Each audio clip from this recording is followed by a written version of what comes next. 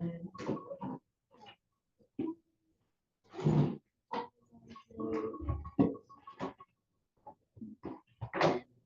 can you hear me?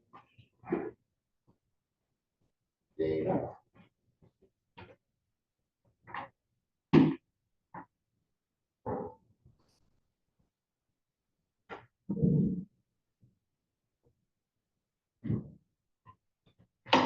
Okay. I have everybody coming to the middle of the room so we can actually talk about this. And, so if you have any questions, Gina, just unmute yourself and then we can go from there.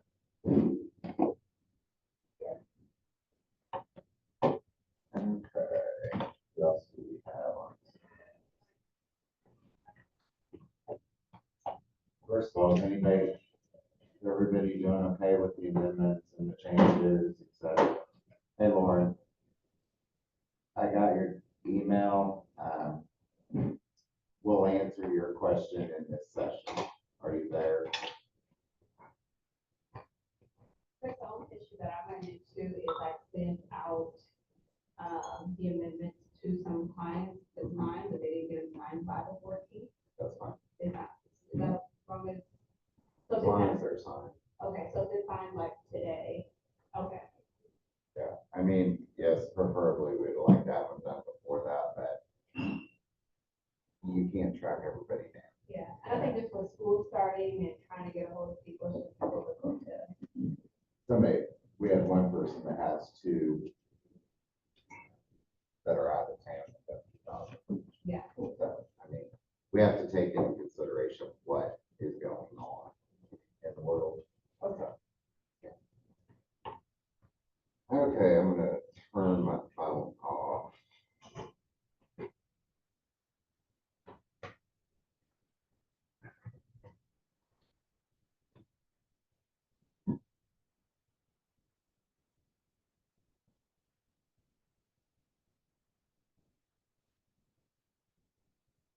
Okay.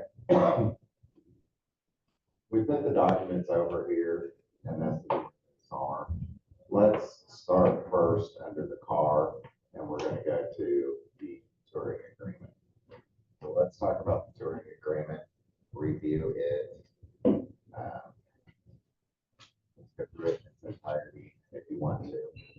Touring agreement, we're using the car association touring agreement. There's no reason to reinvent the wheel. Some other agencies have pulled the touring agreement. They pretty did that. They doctored it up. They put it there. But the gist of the touring agreement is the touring agreement. Remember that if you do not have a valid buyer's agency, you must, without fail, have a touring agreement to cross that threshold. So my suggestion to you all would be to have them in your car, clipboard, something, so that you will have access to those documents while you're doing it.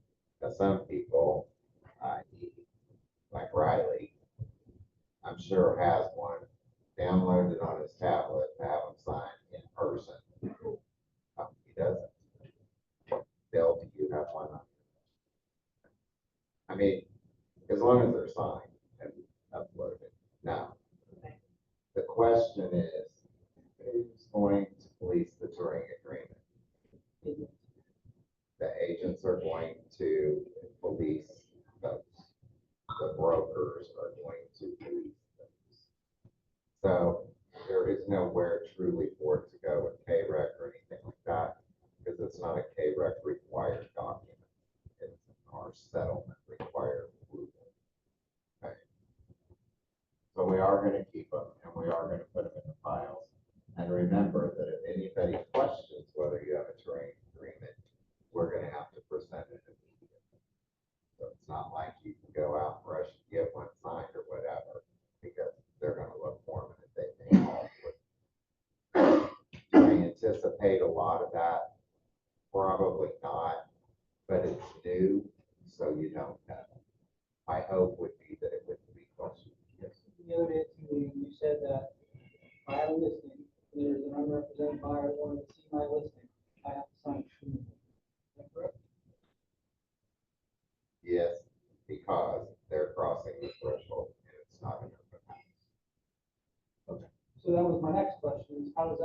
sense, if open houses, I can hold an open house, you don't have to have a touring.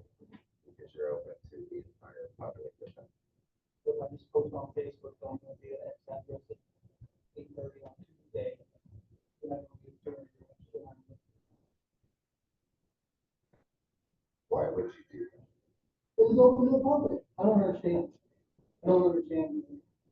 Does the seller's agreement not give us access to show the property? Do we not have the seller's permission to show the property? This has nothing to do with the seller. So it's about the buyer knowing It's that they're about the unrepresented. buyer knowing that they're going to have to pay you as a representative. This is all about disclosure.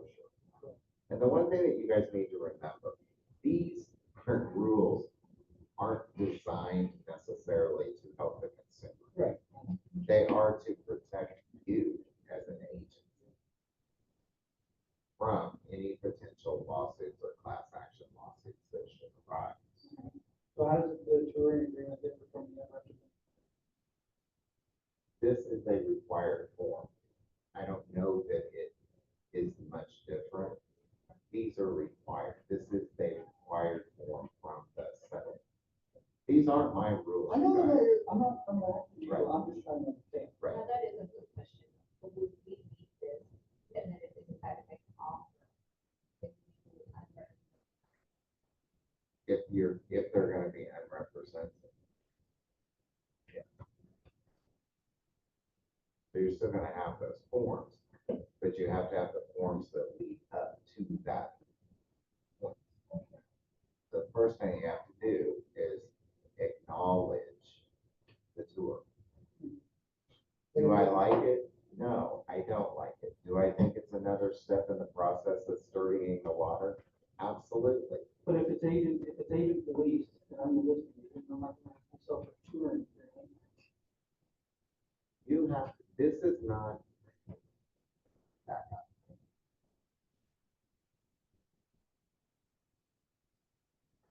What you're gonna find. Got your dance. There it is. Nothing about loopholes, Dad. Loopholes, yeah. So it's kind of like the Breda form, right? So, and then we should be giving the Breda form A first opportunity. first opportunity, and that is explaining our Roll. role, correct? So our job.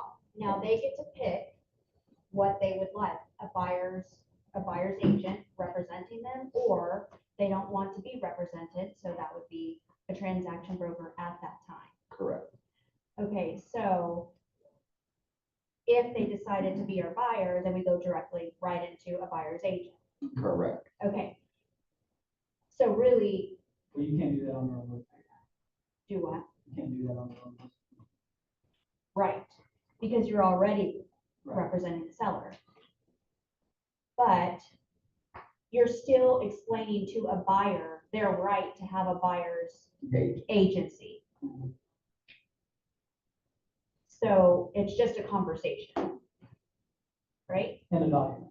Well, this is covering us, and this is, and tell me if I'm wrong. So I'm trying to view this in the most positive way. And so, in my opinion, it's covering us that the first time we meet a buyer, we are going over all of their options to Exactly. cover us. So even if they choose not to just have touring in that one, and they do go into buyer, I can have this initial saying it was offered for my records, just Sure. in case. Sure. If you don't have, I mean, you have to have one or the other. Right. You have to have one or the other to cross the threshold.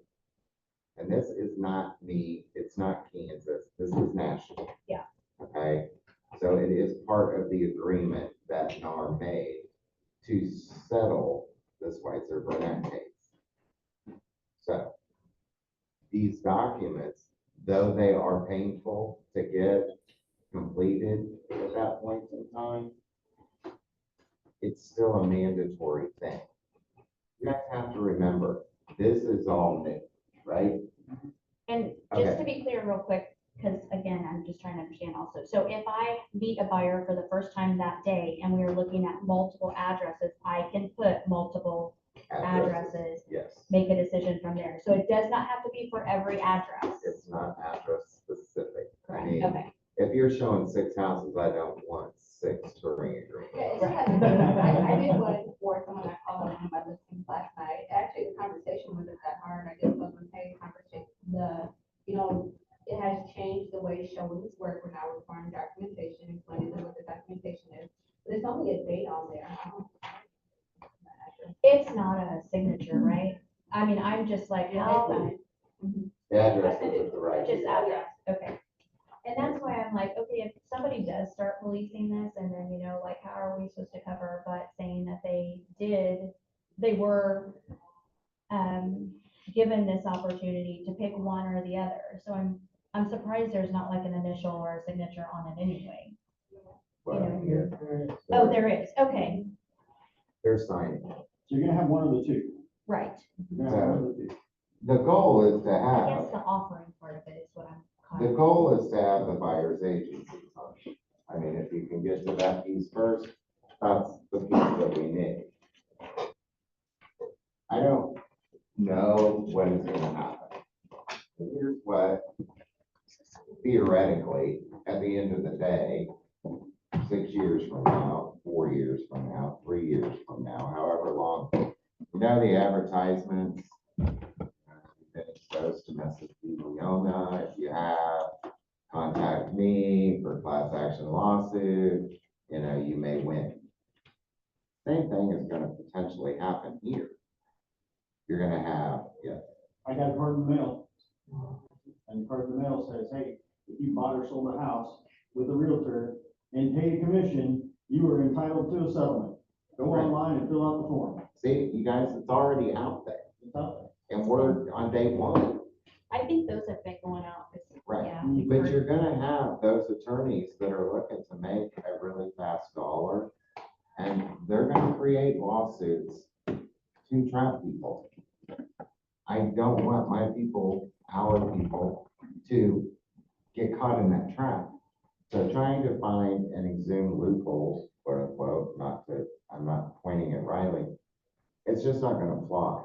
And trust me, I have been to enough meetings and heard enough people trying to come up with scenarios to get buyer agent compensation published somewhere that everyone is grasping for straws. I don't know what the fear of picking up the phone and calling the other agent is. I really don't understand that fear. Are you afraid they're gonna say we're not offering anything? Are people afraid it's gonna get into an hour-long conversation? You're making a call for a simple request, and is your seller offering compensation, yes or no? If they are, can you share with me what that compensation is, yes or no? Hey, Chris, this is Joe Bluebach. Yeah, hey, Joe. Hey, I think my concern is that just my experience, and I'm not perfect myself, but agents just in this town just don't pick up their phone very often, and they don't contact you back very quickly. And it's a huge time sink waiting and waiting and waiting on somebody. That's my concern. If somebody has a listing and they want to get it sold, they're gonna tell you. And the other thing is, you don't need to wait for that, you guys. You don't have to have that compensation piece to show the house and write the offer. Yeah. You're gonna put it in the offer anyway. Yeah. So you don't even have to call to ask. You write it in the offer. Seller to pay, buyer's agent, 3% of the purchase price at close through the transaction. Whatever it is, you're gonna write it in there. And you have your compensation. And we have a compensation cooperation agreement that you're gonna send with that offer to have it signed by the listing agent and send it back to you fully executed. Yes, it's creating more paper. I said that from the beginning. We're going backward. We all understand we're going backward. But unfortunately, we have to do this to stay compliant. Could you touch on open houses then one more time, just with the terrain agreement, to be clear? So you have your own listing. Well, first of all, if you have any listing, if you're holding an open house for any listing in the brokerage, not have to have a touring agreement. If you are holding an open house for another agent, they're going backward at that point. It's the brokerage's listings. So all agents within the brokerage have the right to hold that brokerage's house open. Okay? So you don't have to have a touring agreement. That is a huge change because initially you were literally, first of all, if you had an open house and you weren't the listing agent, you were going to have a one-day listing agreement signed by the seller, allowing the other designated agent to hold it open. And then you were going to have to do a touring agreement for everyone who came in because it's not your listing. That would have been a major nightmare. So as This long as way- it's open to the public, as Right. long as it's open to the public, Right, no it's matter what open. day, time. So if it's an open house, it's an open house. Now, you can certainly line up 5 or 6 buyers to look at your listing, boom, boom, boom, boom, boom. But you're gonna get the touring agreement signed with those 5 people because it's not theoretically an open house. I would much rather spend our time looking for positives to make this work than trying to create ways to get around it, because we're going to spend way more time trying to get around something than it ever would have been just to do the document in the first place. Right? So, touring agreement is made between the buyer and Keller Williams One Legacy Partners. It doesn't say you. It's not a designated agent document. This is a transaction broker document, and it is not in any way exclusive between Keller Williams and that buyer and Kirk and Cobb and their buyer. You know, you can have, a person theoretically could have 27 touring agreements signed. Now, my biggest concern with touring agreements is this. You get a call on a listing, Riley, and you go through the scenario and you talk to them. Are you working with an agent? Yes or no? Well, no, I'm not working with an agent. Okay. Now you're gonna ask, have you seen any other houses? Did you sign anything to see those houses? Was it a buyer's agency? You're really gonna need to make sure that what they sign is a touring agreement versus a buyer agency. Now, my hope is that agents are honest with their clients and saying, this is a touring agreement, it's not exclusive. You can have all these touring agreements out there. You don't become a client until you've actually signed a buyer's agency. Those are the conversations that need to take place. The other thing is, upon first opportunity, if you have a buyer and you say, okay, you want to look at my listing, that's awesome, I want to show it to you. However, if my listing doesn't fit your needs, are you looking at other houses? If so, it would be much more convenient for you to have one contact rather than several. So let's get you under a buyer's agency so you know who to call and I know what to look for you. Right? And most of the time, you're going to get those signed.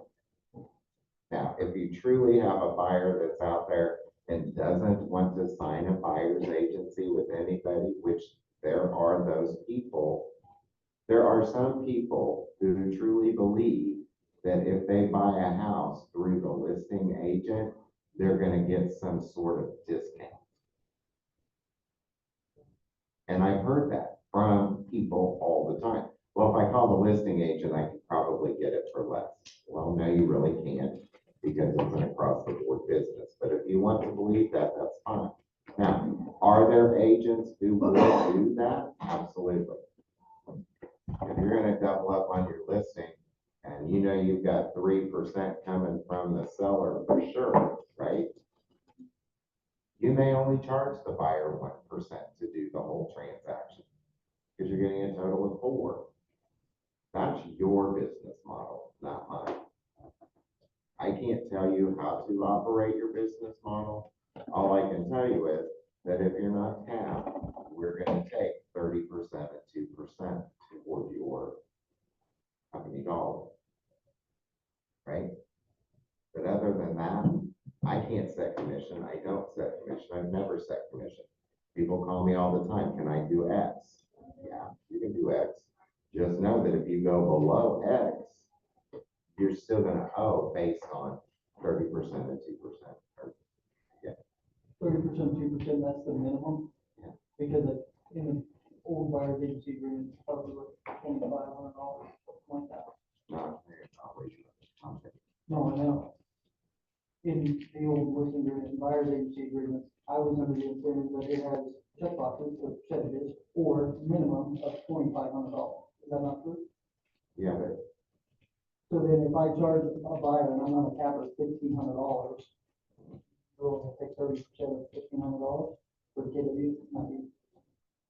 Or am I limited to charging a minimum of $2,500 because that's what our brokerage document says? it's there as a guide. Okay. Okay.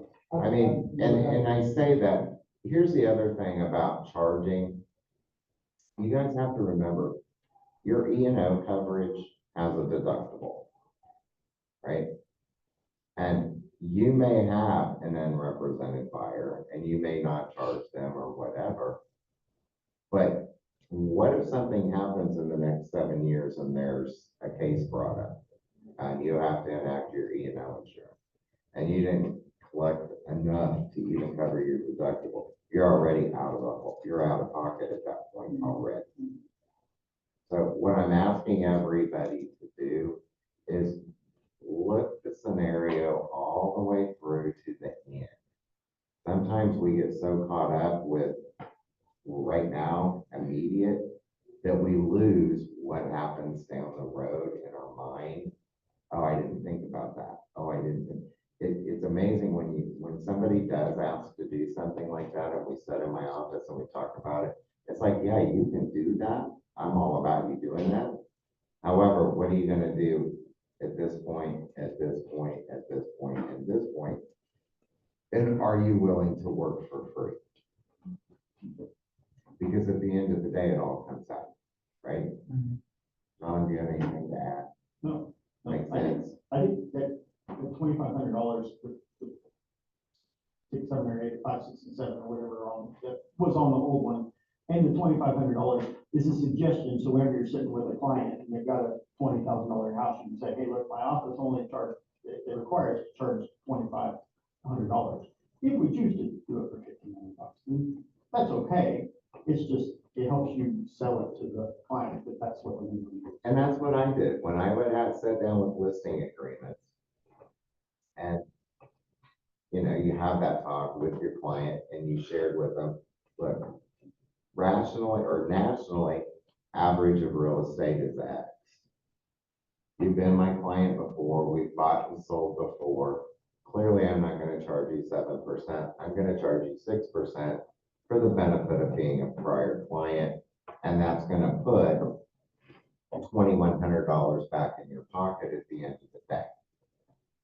I.e., example, $210,000 house. You start telling them by doing that, how much money they're putting back into their pocket. They're like, wow, thank you. That's really great. I really appreciate you thinking about me that way. Because our old listing agreements had 8, 7, 6, 5, and other. So clearly it was negotiable because you could have marked 8, you could have marked 7, you marked 6, you explained the paragraph. We do have a $1,500 minimum on land and a $2,500 minimum on developed property. That is up to you to make that decision.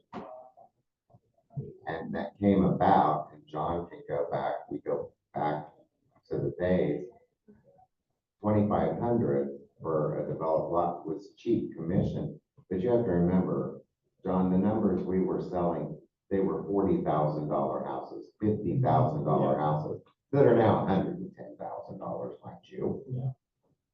So those numbers are as antiquated as the days are past. So is 2,500 a legitimate number? I don't know. If you do the math, you know, it takes a $45,000 house to beat the minimum. Essentially, 45. Yeah, anything under 50. Yeah, as soon as you hit $50,000, we don't start looking at 3% anymore. Right. 3% is not enough when you pull it. Exactly. So you can do the math, you know what the math is at that point. But we're getting off subject, so let's get back. The purpose of the agreement, the sole purpose of the agreement is for the broker to consult with the buyer regarding specific properties and assist the buyer in locating the touring property. These activities constitute the touring services. In connection with providing the touring services, the broker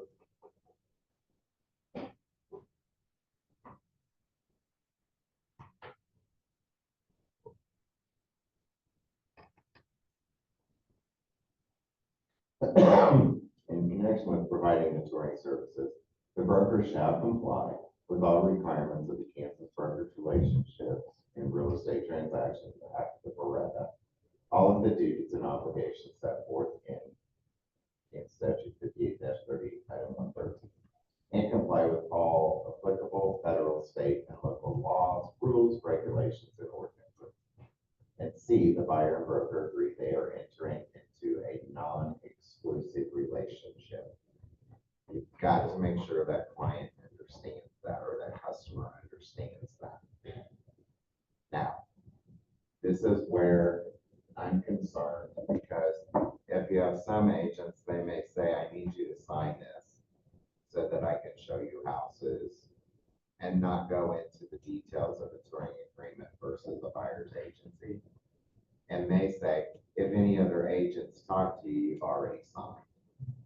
That's where my concern is gonna be, because buyers now don't know what they signed.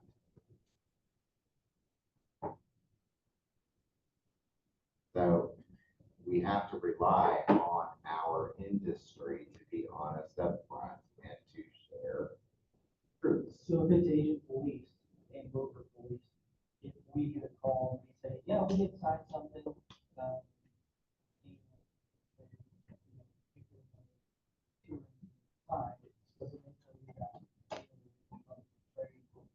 exclusive or whatever it is, you would contact.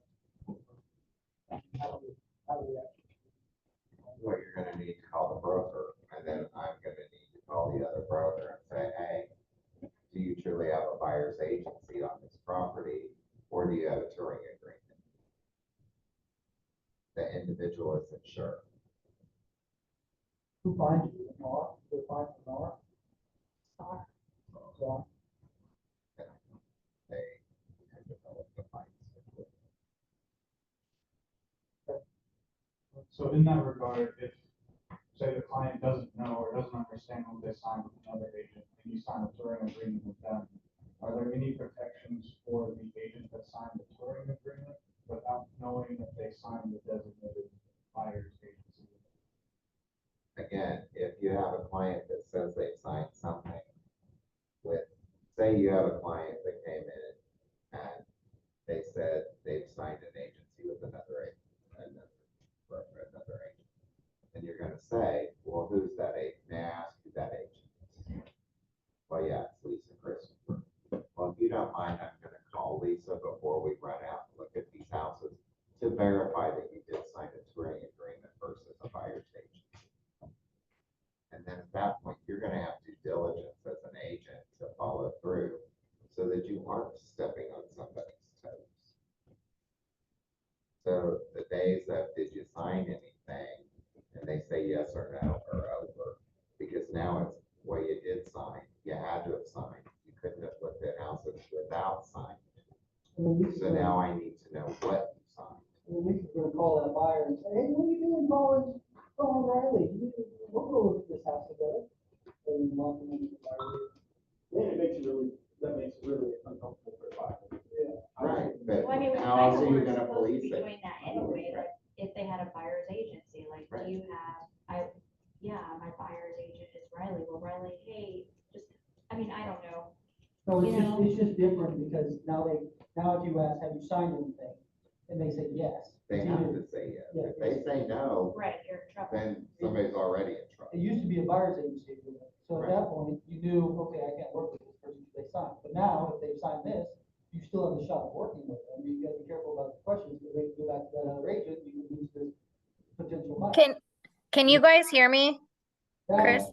I mean, I guess my thought is, I mean, you could maybe say, you know, if they have no idea what they signed, I mean, do you remember? And I mean, it's obviously up to them if they do, but like the touring agreement is one page. Did you sign a one-page agreement or did you sign a multiple-page agreement?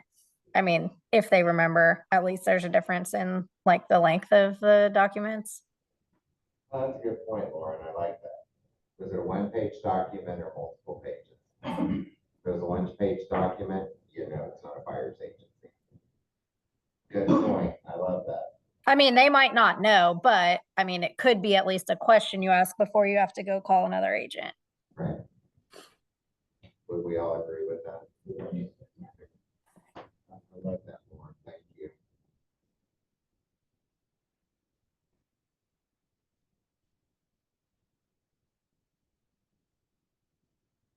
People are trying to sign.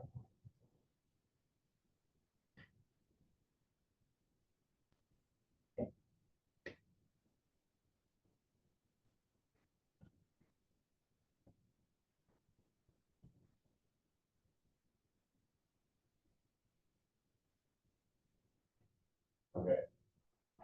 Buyer acknowledges the buyer represents the buyer has not signed an exclusive buyer brokerage agreement for the location currently enforced with another broker. So you're asking the question, you have to ask the question to complete the form. Did you or did you not sign something with somebody else? Okay. Expiration of agreement. This agreement is entered into X date. This agreement shall expire in how many days? 11:59 p.m. on X date. You can make a touring agreement as long as you want. Just remember, it's non-exclusive. And the goal is to get the buyer's agency signed as immediate as possible. That is the only way you're gonna lock them in. Fee for touring services. You can charge touring services fee, $50 a door, $100 a door, whatever it is you want to charge. Now, I have a philosophy on that myself, but that's my platform. You guys can do whatever it is you want.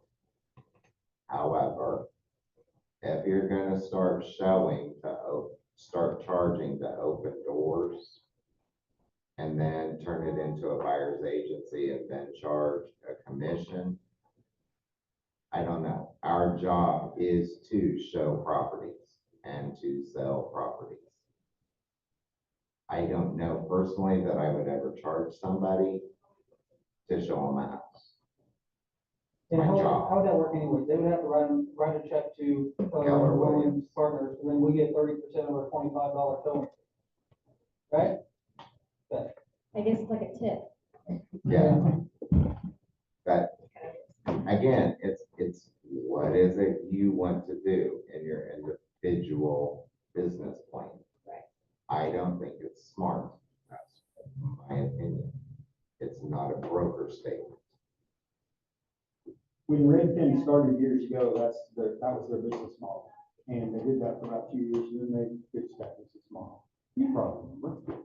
But it could also be a negative connotation for the touring agreement versus the buyer's agency agreement. Look, if you sign my touring agreement, I'm gonna charge you $15 a door. But if we do buyer's agency, well, we can do it for free and show you as many as we want. We're not doing it for free. Well, yeah. I'm not gonna charge you per door. Well, That's included in my services as a buyer's Yeah, agent. there you go. Yeah. All right. The broker shall not receive compensation for the touring services from any source that exceeds the amount or rate agreed to in the agreement with the buyer. For clarity, This shall not be construed to mean the parties can't enter into a subsequent agreement for compensation for additional services as set forth in 4C. 4C. Under this agreement, the broker will be acting as a transaction broker and shall not be an agent or applicant of the buyer. If the broker is going to provide buyer with brokerage services beyond the touring services, buyer and broker will enter into a separate agreement for such additional brokerage services. The fee or commission the parties agree to for those services are not set by law, are further negotiable, and shall be documented. I'm gonna have you put on your real estate 101 hat right now. Okay. As a designated buyer's agent, what can you do? Advise the client. As a transaction broker, what can't you do? Customer. So if you go into a house and all of a sudden on a touring agreement, they start talking about, you know, the price and what do you think I can buy it for? What do you think I can get this house for? What's your response? And advise you, I don't have a buyer's agency. Now, if you want to sign a buyer's agency, we can talk about that all day, every day. I can assist you in writing this offer. I can tell you what inspections to get, et cetera, et cetera, et cetera. Right? Cole's looking like he wants to say something. So again, it goes back to, if people truly perform the functions of their job, the forms are gonna come into play the way they're supposed to. If agents aren't playing by the rules, then it's just like today. There's agents today who don't play by the rules we haven't played today.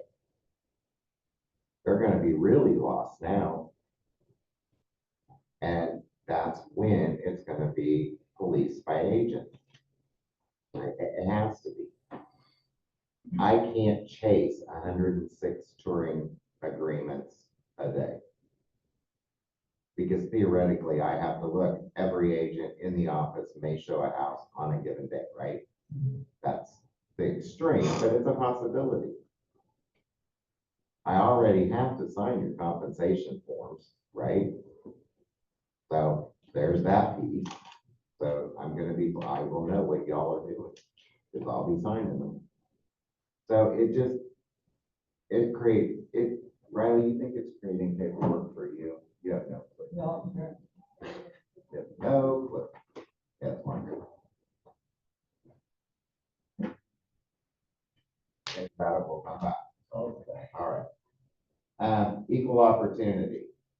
Property shall be shown and made available to buyer without regard to race, color, religion, sex, including sexual orientation, gender identity, disability, familial status, national origin, and as may be required by other local, state, federal, anti-discrimination laws or regulations.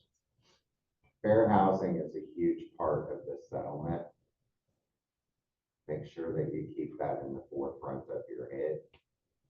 Fair housing is a huge part. And then you're going to assign it executed by buyer this blank day of blank 2022, buyer name print, buyer signature, buyer name print, buyer signature. Executed by broker, blank day, blank that, blah, blah, blah, brokerage firm name. Individual agent signed on behalf of the broker. I'm not signing these forms, you are. And this I is remember that's like, what I was gonna ask you. Yeah. You say that, if they had signed a touring agreement with somebody, another brokerage, that they didn't have to sign one with you, what was that? no, you have to have, anytime you cross a threshold, Even if they've already signed it with somebody? because they signed it with them, not with you, you don't have permission. The other person has permission. Okay, all right. but what you're saying is the buyer can have multiple touring agreements with multiple agents. It's not exclusive. Right. So if, say you're in a neighborhood, there's 3 for sale sign, and one's Keller Williams, and one's Better Homes, and one's Countrywide, theoretically, you would have one person call you to get into all 3 doors. Some people think they get better deals with the listing agent. So they may sit in front of 1, 2, 3 and call the listing agent sign a buyer, get in it. And then next day, they might want to look at 129 Main Street with the listing agent there. They'll sign another one, et cetera, et cetera. And whoever has the best conversation about converting that touring agreement to a buyer's agency is going to win the client. Out your buyer agency skills. Give them what it's worth. I can't tell you much about this house on a touring agreement because you're a customer at this point in time. I can't share all the details. We can't negotiate prices. I can't advise you on what I think I would do. However, once you're my client and you sign a buyer's agency, that's when we can get to the nitty-gritty of stuff. When they sign that, does that mean that they're obligated free, like to buy that house or? No, it just is gonna give you the opportunity to work exclusively with that buyer to find them what they're looking for. All right, any questions on the touring agreement? Hey, Tom, so yes, policy would be just, if they don't know what they signed, either contact the real estate agent and make sure you see a form. Yeah, that's policy. Because I wouldn't take their word for it. And it's right here. You're gonna get to this part on this form and you're gonna say, have you signed anything with another agent? And is it a buyer's agency or is it a touring agreement? So I hope this never comes up because it feels kind of scummy. In the event that you do charge for touring services, is there a standard invoice or is that going to be on the agent to produce in terms of receipts? That's all of the actual payment. It's gonna be on the agent because the office isn't gonna be able to bill. We don't bill for anything now. But it still has to be paid to Keller. It has to go through the broker. Okay. As agents, you can never receive payment direct. So if they hand you a $20 bill, we gotta come in here and give it to her. Right, cash transactions are not off the table, correct? I mean, it just seems silly. I wanna be in there when you go take that $20 bill. I know, that's what I'm saying. You cut a check for me, That's please. what I'm saying. It's just like, You'll be the first one to do it. hey, it's a challenge, Chris, it's a challenge. Just John, be careful, because while that may happen, and then all of a sudden you piss them off and they turn you in for accepting cash, Yeah. just. I'm telling you guys, We won't do it. there are gonna be class action lawsuits. The handwriting is already on the wall. There's so many things that opening doors for. Right, they already, if you thought we were going to be under a microscope before, this has only magnified it tremendously. Especially when, and you guys weren't here, John and Riley both got cards. If you bought and sold in the last year, you're entitled to money. Call my office to get into a class action lawsuit. We got one too. Okay, they're already out there. The ambulance chasers are already on the streets. And you have to remember, because this is such a huge global thing, there are going to be secret shoppers. This is a huge deal. It's not something to take lightly. This is huge. So if you don't think you're gonna have secret shoppers out there, we already have secret shoppers out there testing us on whether or not we practice fair housing guidelines and discrimination. We already have people calling, well, do I want to go to this neighborhood or where I want to go to that neighborhood? Which is the better neighborhood? You can't say which is the better neighborhood because you don't know. You say all the neighborhoods are very similar in Topeka. If you're concerned about the crime stats in that particular neighborhood, then I can direct you to the police department's website and you can do your own research. Don't ever say, oh man, I'd never live here. This is cop central. Yeah. Because that's gonna get you in a whole lot of trouble. So, it's just making us accountable for what we should already be accountable for. We've even got to the point where I don't even provide the link anymore Do what? to the crime stat link for them to click on. Because go to the Speak of Police website, and there it is. So Be there's the no- giver of the info, don't be the information source, be the source of the source. Mhm. Send them the information, tell them where to go, make them accountable for their own situation. Because quite frankly, I pretty much would live anywhere in Topeka. I have preferences, but I could make myself fit in about anywhere. That house is enough. I mean, it's just, it's all in what you do with it, but you certainly can't guide anybody. If you had somebody who came in and said, and this happens, and it's happened before, and I'm not discriminating, I'm just doing a what if, okay? But I had a client one time tell me that they didn't want to sell a house unless the person's name was Hispanic. I said, you can't do that. Well, that's what I want to do. I said, you can't do that. You certainly can't tell me that. It happens more than you think. It happens all the time. And so in that situation, I had multiple offers. I whited out the names. I said, we are looking at this theoretically based on numbers and net. I cannot only present you offers written by Hispanic individuals. It's against the law. Yes. We have a situation, another thing to consider is with Facebook, what we had happen was multiple offers. The seller looked up the names of the people on Facebook, went out and looked and seen which one they felt would be the better new owner for their house. And told us later, like afterwards, I was like, I don't know what you're talking about. Like, I hope you didn't make a decision based on that, but they're doing that. And Well, I that can is tell something you to be that very careful with too. I had one that closed a month ago. This is how recent it is, a month ago. So we went under contract 2 months ago, right? My listing, multiple offer. The agent directed them, said, are you friends with them on Facebook?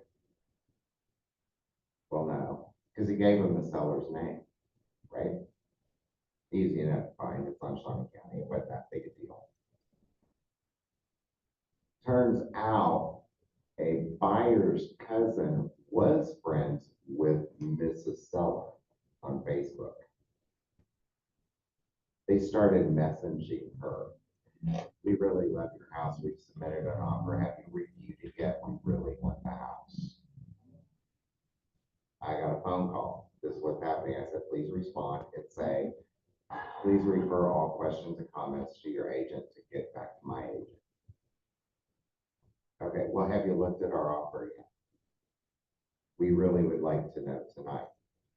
I had already told the other agent we were in multiple offers. We were not going to discuss it that night. We were going to discuss it in the morning. It was 8:45 at night, and they have 6 kids and they needed to get them to bed. True story. They still kept texting the seller. The next morning, seller called me early, said, we're done. They're out. Period. Don't even present that offer. I said, by law, I have to present the offer you're going to need.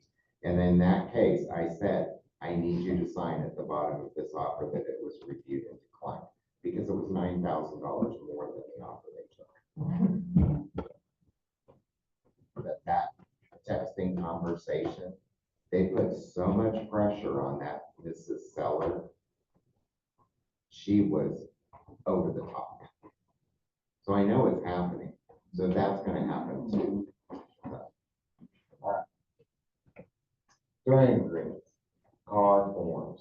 The only one that I didn't pull in and put into docket. Lauren, do you guys have touring agreements in zip forms or form simplicity? Yeah, Okay. So are you using this one, the car form? Because you reverted to all car forms, right? all car. except we're all still using the inspection resolution from FAR. Okay. But there, yeah, So the only documents you're using outside of the car documents now are the inspection resolution. Did you guys, the FAR contract as well? yeah. You're hearing that state from Manhattan. Manhattan is no longer using the FAR contract. They are. For only- now, hopefully we will be in the future, but for now we have to use car. Right now, they're using car documents. So if you're writing an offer in Manhattan, or Manhattan is writing an offer here, you're gonna get it on the car form. Okay? Just FYI. The other thing is, and I'm really happy to tell you all, Manhattan no longer has to upload listing agreements to the MLS. Can I ask a quick question? For that listing amendment you sent, Mhm. the Keller Williams listing amendment? Yeah. So on where it says compensation to listing broker, seller agrees to pay listing broker compensation, which shall be, do you put the total percentage there then? Now, you're only gonna put the percentage for the seller. Because then the next line asks, is the seller willing to compensate a buyer's agent, yes or no? Right, but then there's no percentage to list anywhere. Correct. But our, like the car forms do have it, so should we, like here in Manhattan, just put like where it says seller's willingness to compensate buyer's broker, should we put a percentage behind there? Well, let's just go to that form. Okay, sorry. No, that's fine, we were getting ready to go to this form anyway.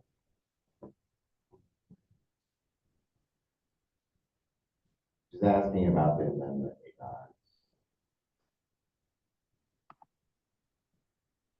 Is it just you or do you have anybody with you?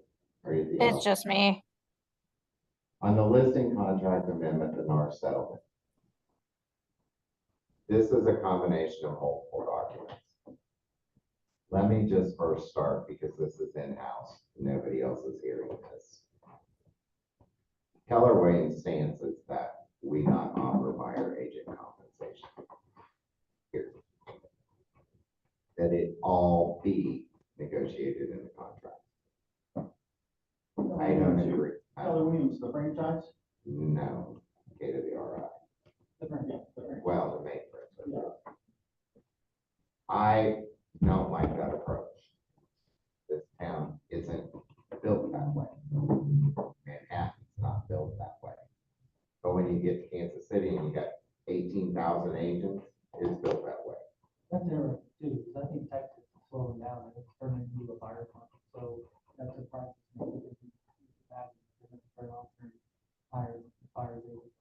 We just have to remember that the Department of Justice is not done. And the next step is going to be potentially that, so we want to be ahead of the curve. That's. Also, to me, I mean, it just makes more sense. I mean, this is my opinion, to when I'm filling out a listing agreement to be having that discussion with, you know, whereas I know Kansas City is gonna be like, here's what you're paying me. That's it. But like to have the conversation of, hey, you know, are you willing to compensate the buyer's agent? And if so, what percentage? Already having that conversation up front instead of being like, oh, here, this person asked for 3%, or this person asked for 2%, or this person asked for 4%. Right, and again, this is a work in progress, you guys, because we haven't worked out the kinks, right? We haven't had that many offers written with this new process, because the reality is, the process truly goes into effect the 17th, which is tomorrow, but we're all moved in that direction now. So I do want you to start using the new listing agreements. I do want you to start using the new buyer agencies, because if not, you're still gonna have to go back and amend those. So let's not amend what we don't need to amend. We're gonna use the documents we have. Yeah. On the listing contract. And so back to your question, Lauren, this amendment is only, you've already done all of, okay. You've already done this conversation with your seller. It's just a repeat of what you did when you listed the property. And you're gonna say it's now on a different form. And you've already agreed to X%.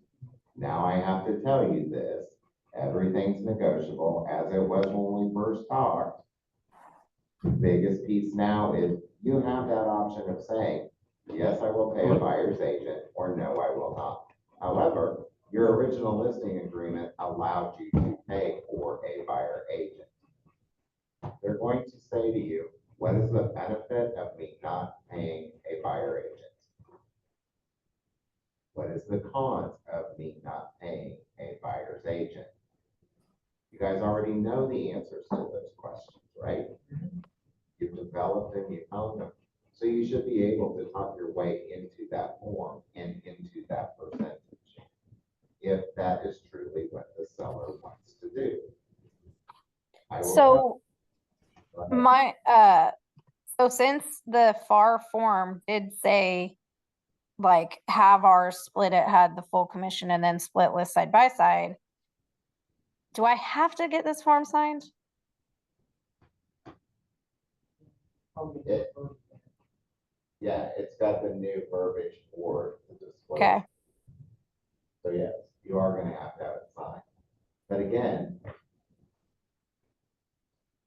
not a KREF form, it's not part of statute, there is no law, etc. That's where KREF is. KREF's over here, these are your rules because you're playing with NAR. They don't trump state law. State law still trumps NAR rules. Right.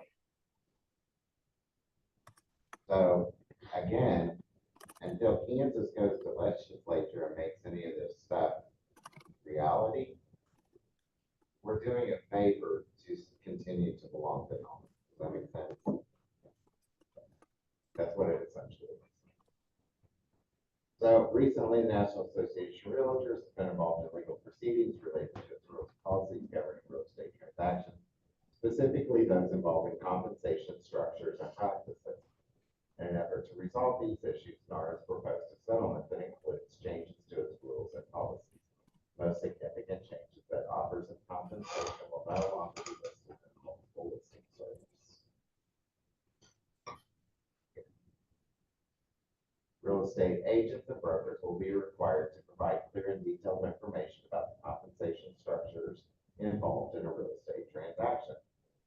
The proposed settlement includes provisions to ensure that the compensation of brokers is more transparent. These changes are designed to enhance your ability to make informed decisions during your real estate transaction. Lauren, quite frankly, this is Manhattan's opportunity to get equal compensation to both sides. Yeah. I mean, you guys know how, man, even though this is not a set commission, there is no such thing as payment. In Manhattan, listing agents typically receive 3.5%, and buyer's agents only receive 2.5%. Yeah, or 2.5% as a listing agent. I mean, it is not uncommon for 5% to be the going rate. So again, we can, and that is a perfect proof we don't set commission. Right. Hey, Tom, how does that people charge 90? I'm just out of hypothetical, 90% commission, there's no cap on that. Correct. You can charge whatever you want. You can theoretically charge whatever you want. It's negotiable. That's pretty viable. So, I mean, for them to come out and say that we have standardized and made it equal across, we're two towns 40 miles apart and we don't even charge the same rates. So the whole thing is kind of bogus in my mind. Somebody got mad, somebody. So, except to set forth herein the contractual obligations and conditions outlined in your exclusive right to sell contract, exclusive right to sell TV, or exclusive agency listing contract are still valid and enforceable. The agency you already have in play is still valid and it is still enforceable. So there was a question that was sent to me. I can't get my seller to sign at their MIA. Do I need to withdraw the listing? Yep. That's the last thing I want you to do. Because the only amendment you're making on this form is to the compensation section of your listing agreement that is already in play. You still have to perform the duties of the remainder of the listing agreement. You still have to continue showing, you still have to make it available, you still need to procure a property or buyer for the property. The only thing that is being amended is the explanation of the compensation.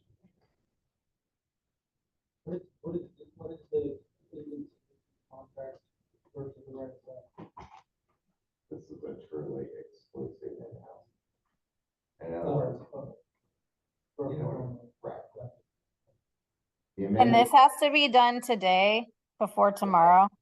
should have been done yesterday, but again, And it's only for listings you don't have under right, contract. it's not. for- I got a few, unfortunately. Okay. So you're gonna send those to those agents, and it's just, in my mind, if you couldn't get it signed before the 9th or 15th or whatever, the rest of the listing agreement is still in play, and you still have to perform all the duties of that listing agreement. So my mindset is first available opportunity, just as in any other amendment. I mean, how many amendments do you go to at closing, and it's like, oh, well, I gotta sign this one because we gotta clean that up. Gotta sign this one because we gotta clean that up. Happens all the time. Lauren, I've got some listing agreements signed that we're not listing until late next week, and I just, talked to him and said, hey, these new rules just changed, everything's the same in our listing agreements, except for I've got to disclose these things to you, here's this new amendment, and I sent it over to him and he signed it. Right, yeah, I mean, that's my plan. Wait a minute. Right. What'd you do? You got a bubble on there now, Chris.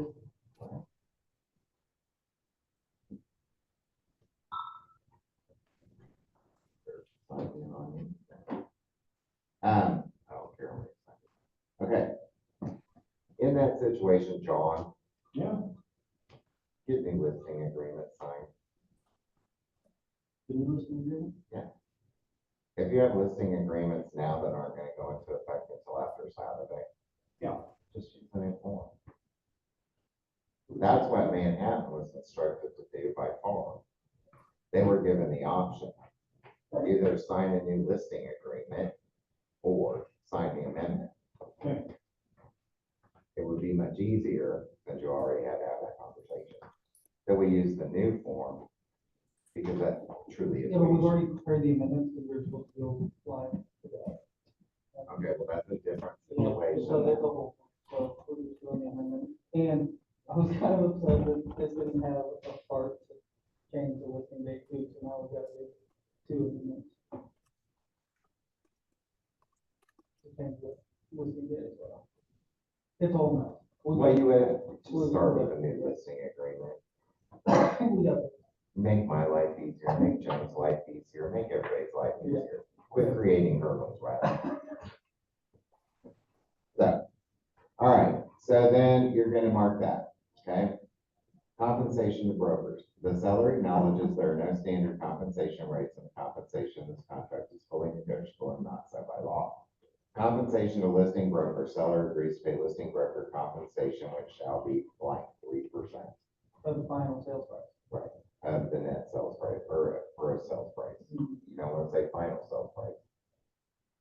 Just put sales price, because final sales price could be sale price less commission could be read or less. You know what I'm saying? Hurry, my internet is. And then other compensation, I would put 3% buyer's agent. Okay, I was assuming that's what the Transaction fee, yes. It is typically. So up here, you can put 3% plus flat fee of $5.95. Okay. And here, other compensation, buyer's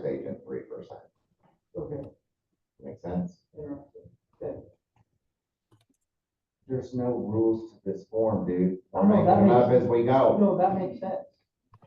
That makes sense. Okay. Compensation shall be due and payable to the listing broker or anyone else producer who finds ready, willing, and able to purchase the property at the price and terms offered now or at the price and terms acceptable to the seller. Okay, compensation is exclusively for listing broker services and not subject to sharing, splitting, or otherwise paying to a buyer's broker. So may negotiate to cover some or all of the buyer's broker's fee, which must be included in a separate contract, such as a real estate contract. So is that paragraph, It supersedes the other, right? This form is designed to work with sellers only. Whether I like it, don't like it, we like it, they like it, whoever likes it, whatever. so to get in the weeds, in other compensation, you wouldn't put 3% buyer's agent, you would put 3% buyer's agent or transaction broker. Correct. You would have to spell that out. Or you don't put it on there at all, Right. because it already tells you it's gonna be handled through another means. I think that's why. This is just amending the agreement you already have, and the agreement you already have says 3% buyer's agent. Correct. So, yeah. So I'm saying you could put it that way. I wouldn't put it that way. I would write it the way the form is designed to be written. Which is a standard we should set in this class. Right, would be- shall be 3% of the purchase price, Mhm. other compensation, $5.99 flat fee. Done. That's what it should say. Yeah. That's how it should be written. Right. But people are freaking out over the buyer agency part. But it says right here that they may negotiate, Right. which must be included in a separate contract such as a real estate contract Or previous. or previous something. It doesn't specifically say that, but So we are allowed, just reclick, we are allowed to write it in the purchase offer now, on in addition to it, right? Correct. yes. And technically, we always have been able to, I know. evidently. Which is free. Yeah, there's nothing illegal about it. I said that for years, there's really nothing illegal about writing this in. Right. So I would negotiate your buyer agent commission and contract. Yeah. So, now, it can be that way. We do have another document, however, that will spell that out. That is a contract. And it's a compensation agreement. It's a broker to broker compensation agreement. That is that just directly with broker. I read it, I know, and you know we're a little behind. That's directly to the agent, not to seller, like with the offer, it's not attached to the offer, it's separate, Well, I would send it with the offer. but not like a PDF is one full offer, like keep it a separate, like. Well, it doesn't matter. You can Okay. sort the document out after the fact. so. But I would send it now. Okay. So, Chris, I have a question. And They- copy, yeah. If they originally say, no, we're not paying the buyer's agent, and then they write it into the offer, is there gonna be some type of amendment that you have to amend your listing, like it would be the opposite of buyer's agent? Contract is. Contract is. So you're gonna have to Pay know. compensation. Remember, the numbers all have to be exact. You can't say up to, you can't say this, you can't say that. The seller is willing, and here's where you're talking about the buyer agent. The seller is willing to compensate the broker assisting the buyer. Seller is not willing. Seller says they're not willing, you're gonna mark it, it's done deal, you're over. Okay. Seller is willing to compensate the broker assisting buyer. Authorizes or does not authorize the listing broker to disclose the seller's willingness to compensate buyer's broker. I can tell you that there is an agency in Topeka who is going to practice this in earnest. They are not going to share buyer agent compensation with anybody. And they are going to instruct their sellers to not pay it unless it's asked for specifically in the contract. What's ordered first beforehand? The buyer's agent only wants 2%, so we do over 3. So is that where the amendment is the most, like, crucial? If they say no and then they do it, because this is where my brain's having a little hard time with this. So if they say we're not, and then the contract comes in, make the offer, and then through negotiations, they decide they're going to, we're doing another amendment. So we just have to make sure that it's clear. But these two amendments right here are very, very, very temporary. These are one-day amendments. These Gotcha. go away. As soon as you use the new listing agreements, which is Oh. immediate, Okay, that's what. these go away. These are only here for the duration of the active listings you have in play right now that are not under contract. That's the piece I missed, like, If they're under contract, you don't do this either, well, yeah. because they're grandfathered. It's the same with the buyers, right? Same with buyers. Yeah. So this is a very, very temporary document. That is why you have the option to just relist with a new listing agreement that spells all this out versus signing this. Is that what you'd recommend for anybody to be able to sign but isn't live yet? Just redo the whole listing agreement? If it's not live yet and you're waiting to go live, please don't use the old listing agreement. Please get the new one signed, or you're gonna have a headache a month from now. And it's not worth it. You already got in front of them to sign something else, sign the listing agreement again. Because that's the document you need to be working from. Period. This is temporary. I can't express enough how temporary this is. Hey, Chris, this is Joe. Yeah.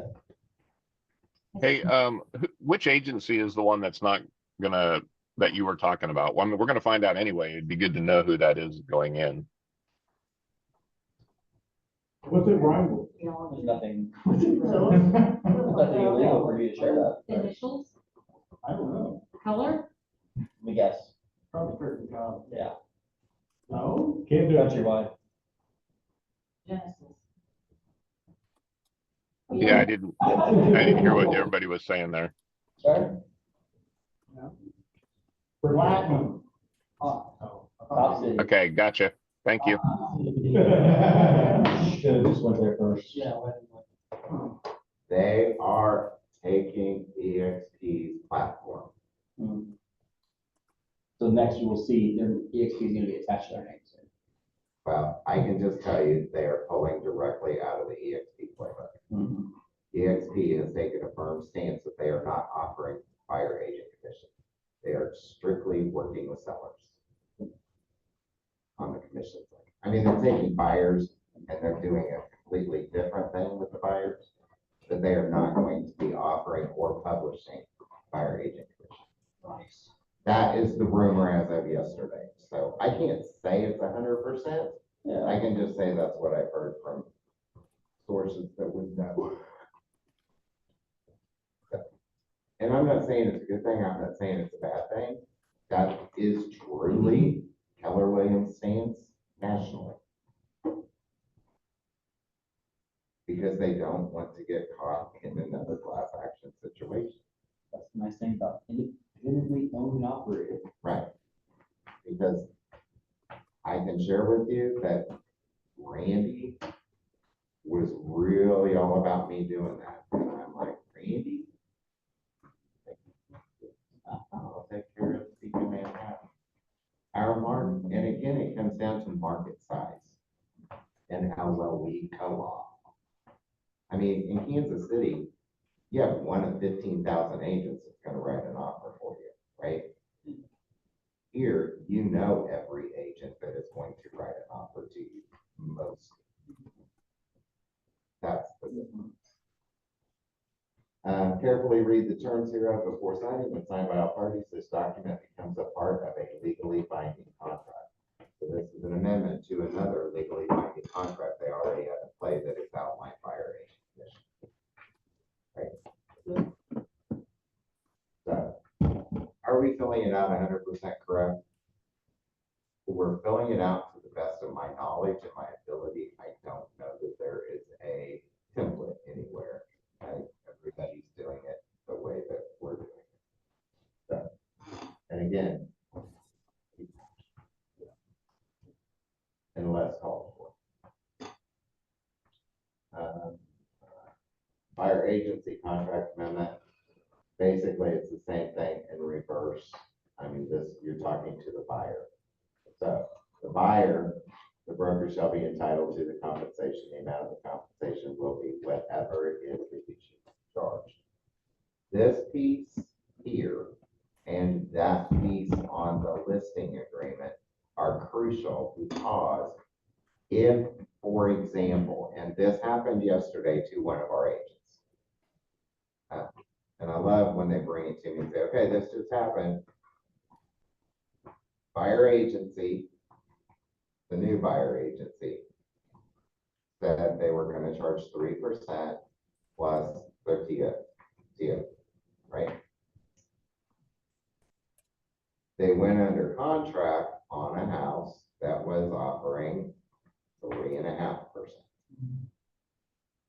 Agent came to me and said, what do I do with that 0.5%? I said, well, you have to account for it.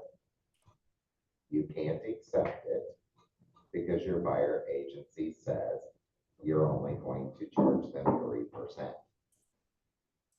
Now you have to go back to your buyer and say, the listing agent is offering 3.5% buyer agent commission. May I collect the other 0.5%? And they will say, yeah, why not? Why are we just going off the purchase price? That's what I Why are was. we gonna discount on this? If you're working for the buyer, then you should offer to take that 0.5% off the purchase price, and that's the seller the same. There's a difference between concession and compensation. Compensation is not commission. There is difference, but there's not a difference between net buyer brings to the table and net seller getting their pocket. I understand. And you can do whatever you want. Okay? No, You were just laying up here and wait. I'm looking. No, but seriously, that's an option too. Hey, It is that's an a option. 0.5%. How about we knock that 0.5% off the purchase price and we resubmit our offer? You know, I mean, we're negotiating at this point. I mean, we're still in negotiations when we find this out. And then if you go back and you say to seller agent, buyer would like to have that, I've agreed to 3%, the buyer would like to have that 0.5% off the purchase price. Yeah. Then it's gonna be up to the seller to agree to that. Right.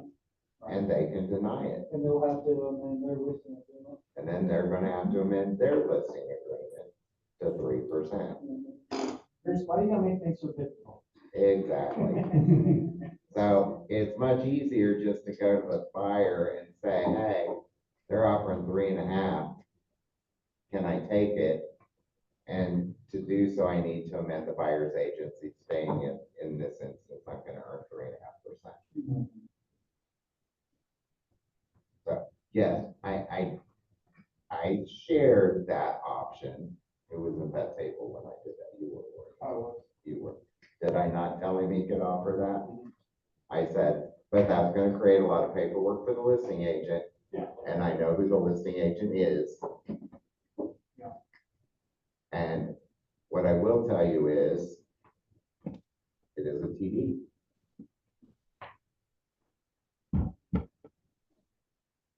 And they're offering 3.5.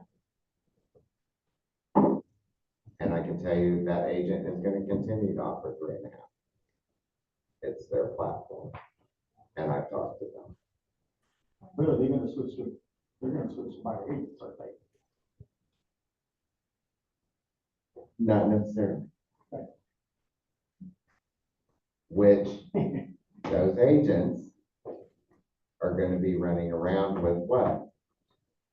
A stack of touring agreements that clearly says what? It's not inclusive. It's not an exclusive agreement. I mean, this Cannot- may, to get off in the weeds just a little bit, this may fix that issue with them. Not that they're doing the wrong way that they do it. However, I was on a Zoom call with one of them not long ago in a committee meeting, and that transaction broker said, when I advise my clients, yes, when you advise your clients as a transaction broker, you're breaking the law. Right. Because So, they don't have clients, you guys. You Right. can only be a client if you've signed a buyer's agent. So why would you? Why would you want? They feel like it's less liability. They do. I think it is, however, if they get caught, advise them. To me, the way they act, I mean, okay, I am not the broker right now, making this clear. I'm talking as an agent. Yeah, I have never understood it. I am always corrected a couple different people saying, you can't, I say, you can't have a client, you got a customer. And you've got the philosophy that they are under the impression that a transaction broker can advise. And it's not so much advise as they can give advice. Is what they say. I don't agree with it. That's not how the law is written. But it's just like other things in this industry. I thought it was It's written never that been way, but you can't if it includes money. Like you can advise on everything except anything that's a financial piece of the transaction. shown. You can suggest. So it's You can worded- say it would be in your best interest to get a home inspection on this property. Okay. But you can't say, I get a home inspection on this property. That's the difference. You're suggesting versus telling. Could anybody just steal their customers? If theoretically, they're going to operate under a buyer's agency for a sharing agreement, yeah. There's no kind of trade. Transaction brokers, transaction brokers. It's always been that way, just nobody's ever stepped on that. But they can never call me and say, your client, one of your agents stole one of my clients. Because the first thing I'm gonna say is, you don't have clients. show me your buyer agency. Say, why are you calling that client? I didn't know that. They don't have clients, they have customers. So this makes it very, very clear to everybody, they don't have clients. And so if you ever get that question, you can say, I'm sorry, it's my understanding you're acting as a transaction broker, therefore you have a customer, not a client. Because legally, that is a true statement, is it not, John? We've just always allowed it to be. You only need one truck agreement to show a single buyer, multiple houses. Just be as specific as you can. It's gonna come up a lot with investors. Well, and I've said all along, the people that you're gonna probably have the most issue with is gonna be investors. Because they're here for one reason only, and that is fun. So they don't have a buffer. If it sells, it sells. If it doesn't, it doesn't. If they don't have to contribute, then good for them. Now, what I will say is, it comes back to, in my mind, do unto others. Because these sellers who are gonna say, we're not gonna pay it, are expecting the seller to pay when they buy their house. Lauren's gone. Hey, Lauren. You have a question?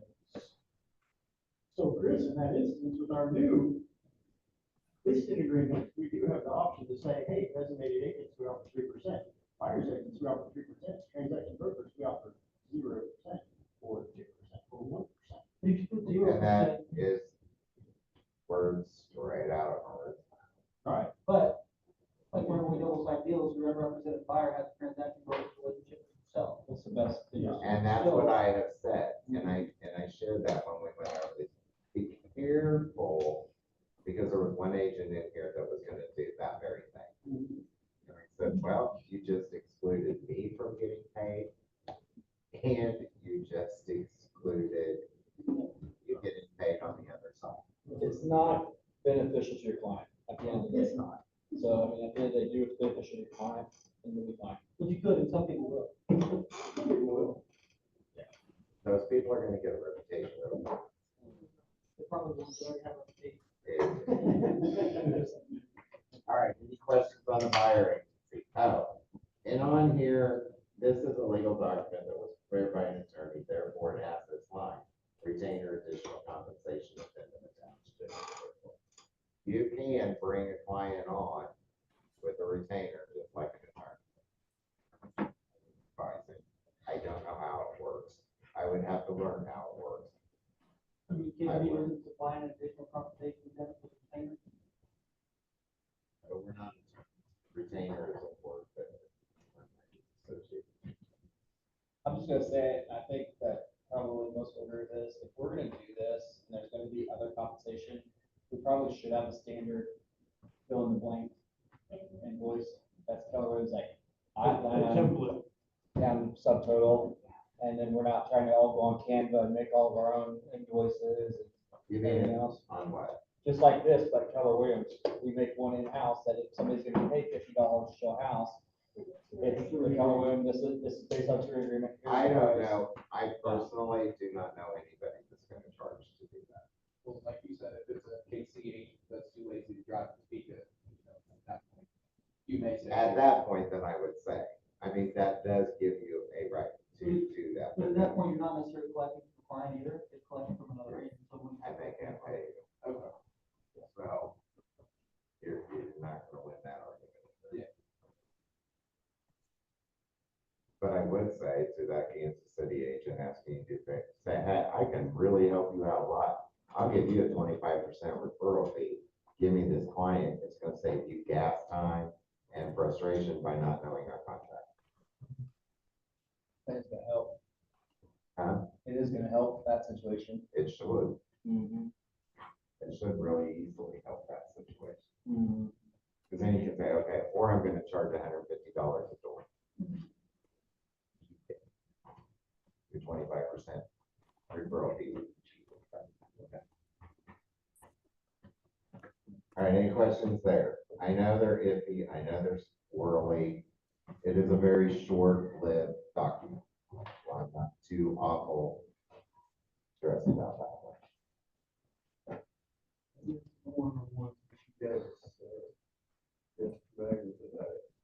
Which one did you say was short-lived? Amendments. The amendments, not the showing one that we talked about earlier. just the Touring amendment. agreement. is Okay, fine. yeah, touring, thank you, yes, Yeah. that's legit, gonna stay, right? The touring agreement is never going away. Okay. Ever. And the only two that will go away are the amendments, once we get past all the active listings of fire agents that are in play. Again, if it were me, I unfortunately do not have any active listings right now. If it had been me, I'd have just listed it, I would have written a new listing. It's a lot easier. So. All right, here's your cooperation agreement between brokers. There was a document that was turned into, the SAR board, it's a potential document. It's a two-part document that you send one side to the listing agent, and then you get it back filled out, and then there's a buyer agent confirmation. I don't know why. If this document has two signatures on it, that should work. So, So you're saying we might see a different one from a different agent, okay, I see what you're this saying, is specific to us. I see what you're saying, okay. There may be others floating out there. Because I know Coldwell Banker has their own. There's. I believe Abby created one. I think hers is one page. So are we doing one for us and one for them, even though it's a one page? No, because this requires signatures from everybody on one document. So it's the first one to get it over to the other. Fire. Right. So, Does it say buyer? I can't see the top. It's a cooperation agreement between brokers. It doesn't matter if it's a buyer or worse. This would go with, there would be one per transaction. One fully executed document per transaction. Is this something that we? It's more likely if you're submitting the offer, you're Do I? gonna fill it out, and then That's they what I can't asked. upload No, it. is that something between you and the broker? No, you're gonna complete it as the agent. I'm just gonna sign after the fact. So, you understand brokers, your hereby or hereinafter referred to as listing broker and selling broker desiring to cooperate in the sale of real property described as 123 Main Street, hereby agree as follows. Yes, sub-agent, it's in there. We do not practice sub-agent in Kansas right now or in this market. It doesn't mean it won't come back. There is some talk about it coming back because of the new fire frequency. I don't know. I don't want it. But that's just me. Hereby agree as follows. Licensee assisting the buyer shall be either a transaction broker, a buyer agent, or a designated buyer's agent. And it always be one of the three, right? The licensee assisting the seller hereby authorizes the selling broker to offer the above property for sale, exchange, or for lease. Remember, our MLS and Paragon allow for rental properties to go on the MLS. In order for a rental property to go on the MLS, there has to be an offer of compensation. Now that compensation is off the screens, but it still has to have an offer of compensation to have it there. So it could be $1, $500, whatever, but it has to be there. So 99% of what you're going to mark is for sale.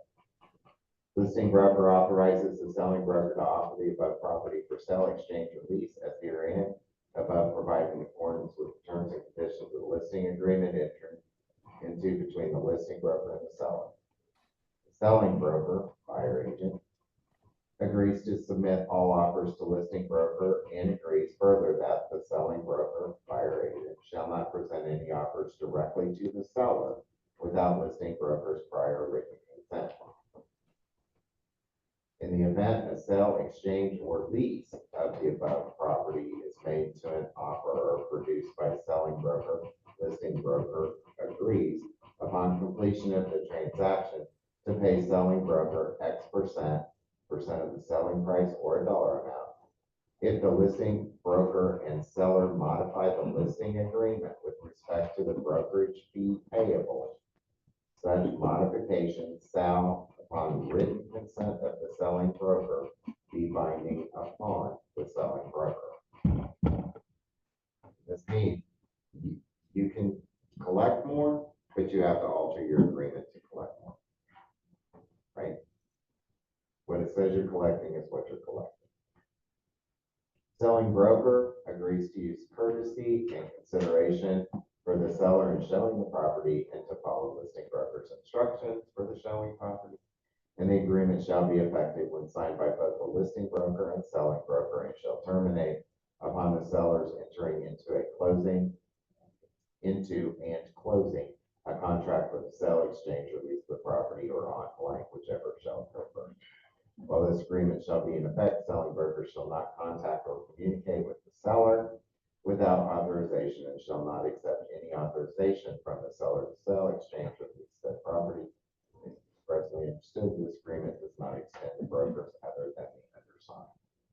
So then you're going to have a signature by you. Well, that's a listing agent, broker, buyer agent, broker. Any questions?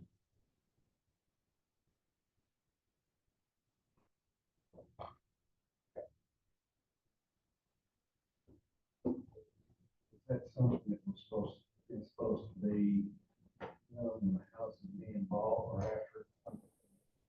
I would submit it with the offer. And I would go one step further because I still write all curves window treatment shall stay, even though the contract calls for it. I make sure it comes to like. I'd still probably write all hard street selling agent paying buyer's agent 3% purchase price and compensation. That's.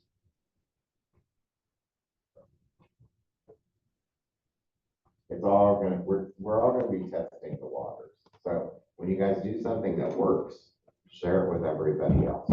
If you do something that doesn't work, share it with everybody else. Let's not all act random.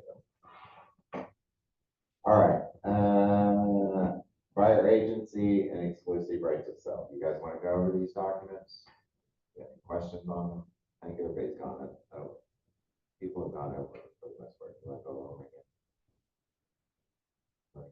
No, I really think more, like, I understand it. It's more on my end of just like becoming fluid and like going over it with, script practicing essentially with it.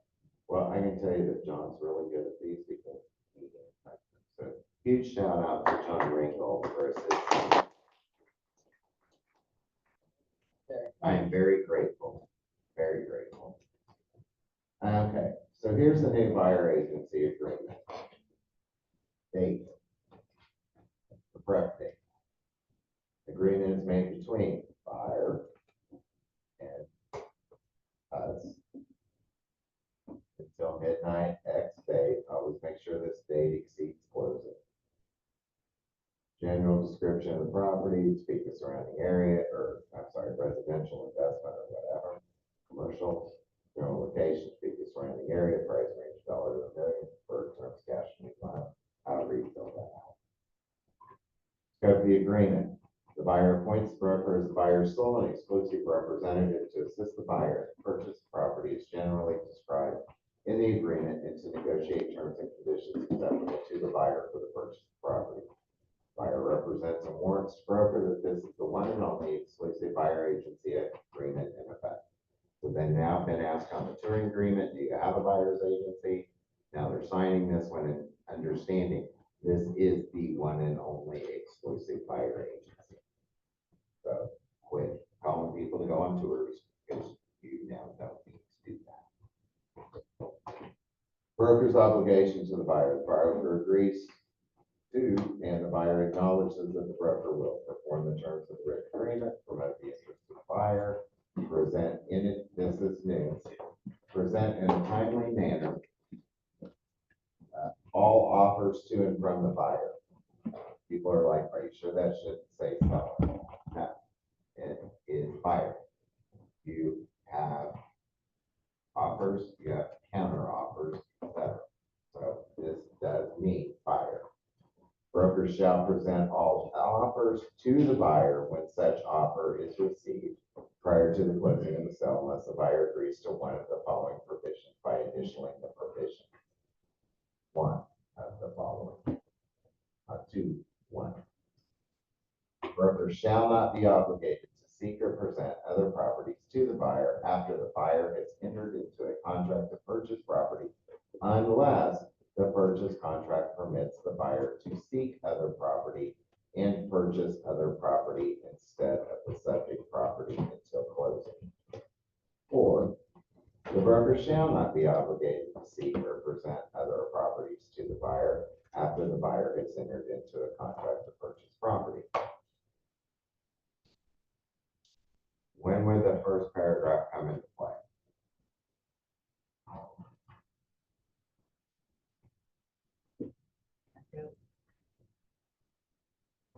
Back up or right of refusal. Because you always want to ensure your buyer has the right to get out of that accepted backup offer or right of refusal with full return of earnest money.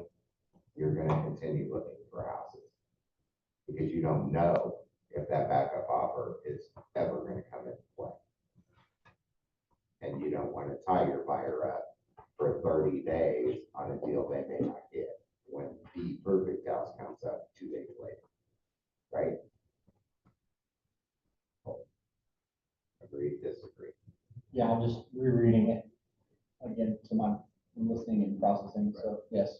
Now, there is a question on the table. Because this is the biggest new piece to the thing, or one of the bigger new ones, okay.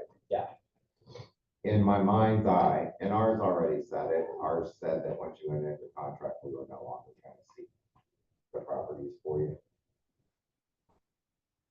We have an agent who had this form filled out and it's come back from compliance, and Jones asked me the question about the way it's worded, it should be one or the other, and the agent had both initials.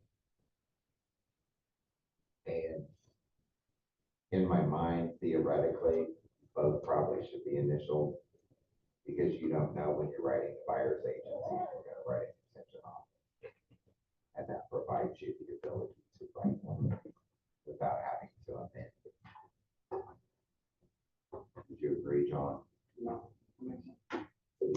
should have an initial vote.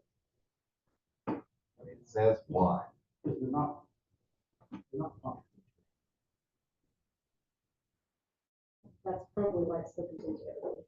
The problem is the second one's the exact same language as the first one until you get the semicolon, I'm trying to see it, and the additional piece. So you don't necessarily need to do the second one because it's already the exact same words as the first one.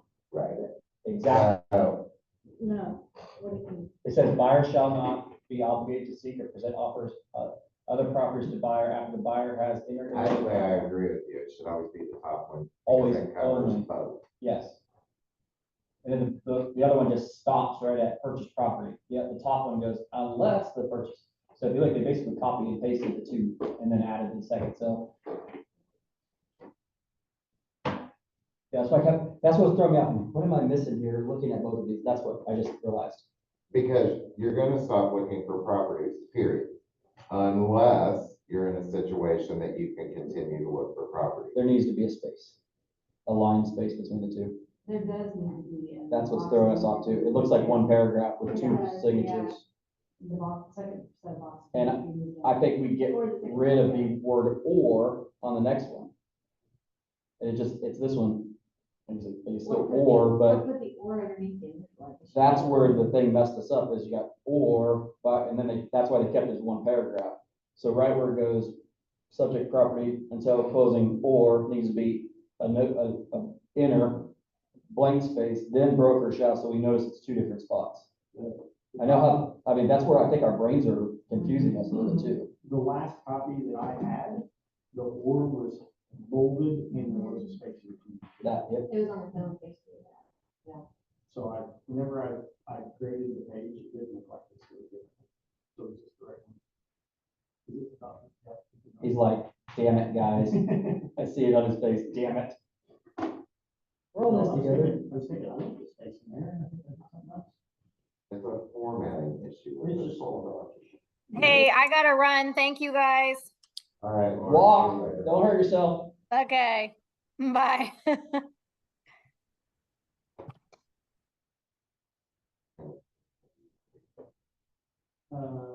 That one's fixed. I mean, it's just taking the one that I did. Was this you, John, that did this one up here? I didn't do this one. Well, I mean, this might be an old version. Yes, we just got to work it out. How did you fix it? How did you fix it? Oh, you got it down. No, this is the Word new one. document? Yeah, I created all of this. All right, we're just gonna. Right, it's you, not me. Okay. We'll work on it. Okay. I don't have Word, that's the problem. I Google use Docs. Google Docs, Mhm. so I can't get into these to fix them. Sometimes when you go and do a download to a PDF from Word, we'll sometimes do that. Oh, no, I tried that, John. How did that work Yeah, for you? No, I'm saying that's sometimes why that does sometimes squish it back together. Yeah, Word- well, Word and it can be a changes little the tricky, too. font and it ruins your indentation. Uh-huh. Yeah. John fixed this because mine looked like crap. Because I mean, and Jamie might be right, maybe it's the bold or, and that's the space. Yeah, that's what I did. It was a full or in space. Yeah. That's okay. We'll talk about it. But I do think it's always the top one. I would agree. Disclosed to the buyer all first material, the rest of it's the same. It's- Until you take it. Broker's compensation. The buyer agrees to pay the broker compensation consisting of dollar amount, flat fee amount. And. Or. If you're gonna get paid a percentage and a transaction fee, it's gonna be and. Gotcha. If it is a flat fee transaction, 1,500, 2,500, you're gonna have 2,500 plus whatever your transaction fee is as the flat amount. And you're not gonna put in a percentage. So just refresh my memory from weeks and weeks ago, talking about this. If, and we're doing this right now, okay, we're presenting an offer on a property that's 3.5% commission. If we didn't have 3.5% in there, can we still get 3.5, or should we redo our documents? To say You that? have to redo that. So is it the amendment or is it a whole new buyer's agent You're starting gonna over? do a buyer agency amendment Okay, that we already have in the system, perfect. saying all parties agree that the selling broker shall receive 3.5%.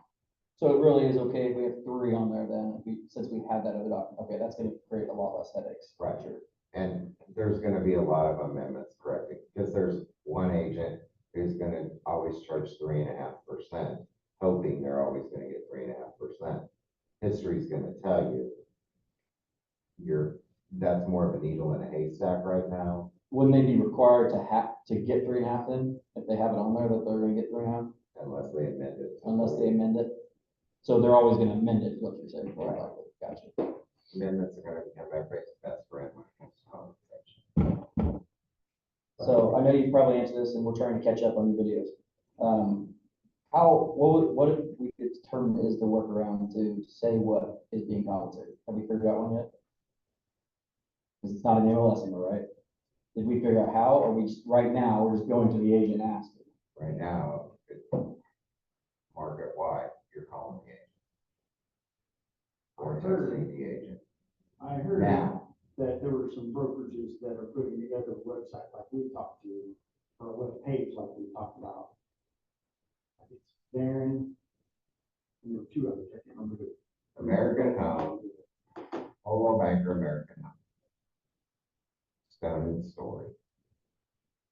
I talked to Mary Grace 3 or 4 times yesterday. We can't do it, what they're doing. I can't do it. Our website, our company website is run by KWRI. Again, we're in a situation where Gary doesn't want to offer buyer agent commission up front, right? So us to get a buyer agent commission field on the web page for this office is probably not practical. Now, John has created a place on their page that lists all of their listings and whether or not the buyer's agent is being compensated or not. That's his own personal model. He can do it. What he can't do ever is create a link to that website and put it anywhere that could be driven from the MLS. The MLS rule is you have a link and you can put a link in your, or a URL in your agent remarks, not public remarks, only in agent remarks, but it has to be 2 clicks away. So when they go to that URL, it can't take you to the list of compensation. But if there's another button on there that takes you to the list of compensation, that's okay. I'm gonna say no. Don't, Did we So ever, what? don't do that. Don't put it in agent remarks. Don't, please don't. Okay. That is the exact scenario they're waiting to have happen. Okay. And they're looking for it. did anybody, and I know it's been brought up, And I know for a fact because Amanda has tried to do that 3 different times and it's been shut down all 3 times. Okay. has the conversation been had about putting it in the showing time? You can't show time is derived paradigm. Because you have to click on it to get there? What I'm telling you, Cole, is, and I'm just No. curious what they've said on it. there is no workaround. The attorneys have said, stop trying to find one. There isn't one. So if I get a listing, like you go to show my house and I get the notification, I should have an email that maybe goes right to you immediately? No, because that's driven by showing. No, I mean, like, we personally send it, like, if I say, hey, you're showing. Oh, you this is, could, yeah, you like could we have a text, template you, email. if you see that, you could text, hey, John, I saw you're showing 123 Main Street, just FYI, we're offering 3%. On the website this morning that had Jay Papazan and his wife, and they have a list of all their properties, what the compensation is, and when you click on that link, that opens up the PDF of the commission agreement, so they can just download the commission agreement, have the buyers, have the broker sign, have the buyers. Where are they linking that from? How'd you see that website? Yeah, I'll send you that. It's just. No, what he's saying is how do people know to go to that website? Oh, I don't know. That's just it. You don't know. Yeah. And the problem is, the fines are stupid. Stupid high. $1,000 first offense, $2,000 second offense, and it goes up. I don't want to be the agency to get the first fine. I'm sorry, I just. It's a double fine in it, agent and broker. First one is agent only, second one is agent broker, third one is agent broker and suspension.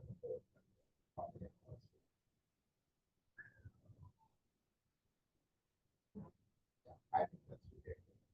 People are getting mistakes. Yeah, but that's how serious they're taking it. Well, the fourth time.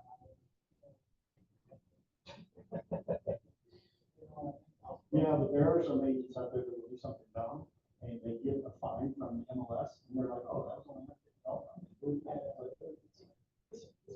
it's better than, paying $100. So they're, the whole thing of like not even giving warnings is bullshit, because we've experienced that before. They're like, there's no warning, you gotta, it's like. There was, in the board meeting yesterday, there was a revision of the fine schedule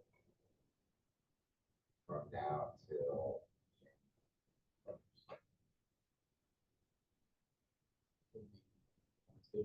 There will be a warning.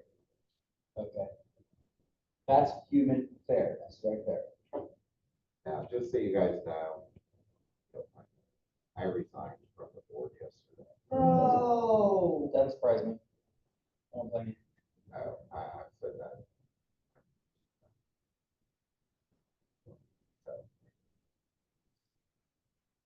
So. What is it? Oh, I said poor Lisa. I was nominated by the membership and voted in by the membership, but long story short, I'm not a yes person. I'm not now, nor have I ever been. I am Riley invested.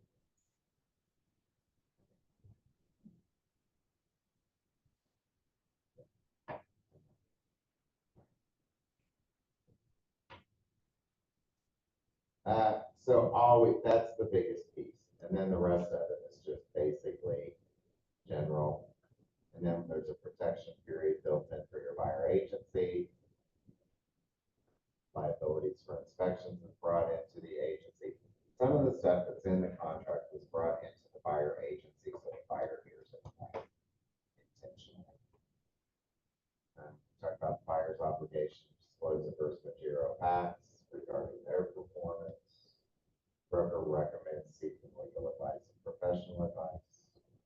The brokerage relationship. Okay, guys, this is new to you. These guys have also, yeah. It's not confusing if you read it. The buyer acknowledges receiving the Pareto. Buyer understands that other potential buyers may utilize the broker to consider, make offers, or to purchase similar properties. In other words, you have two buyers looking for the same thing, you're going to show both.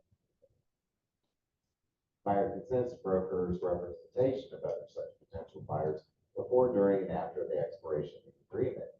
In such a situation, the broker agrees the broker will not disclose during the buyer's offer to any other potential buyer.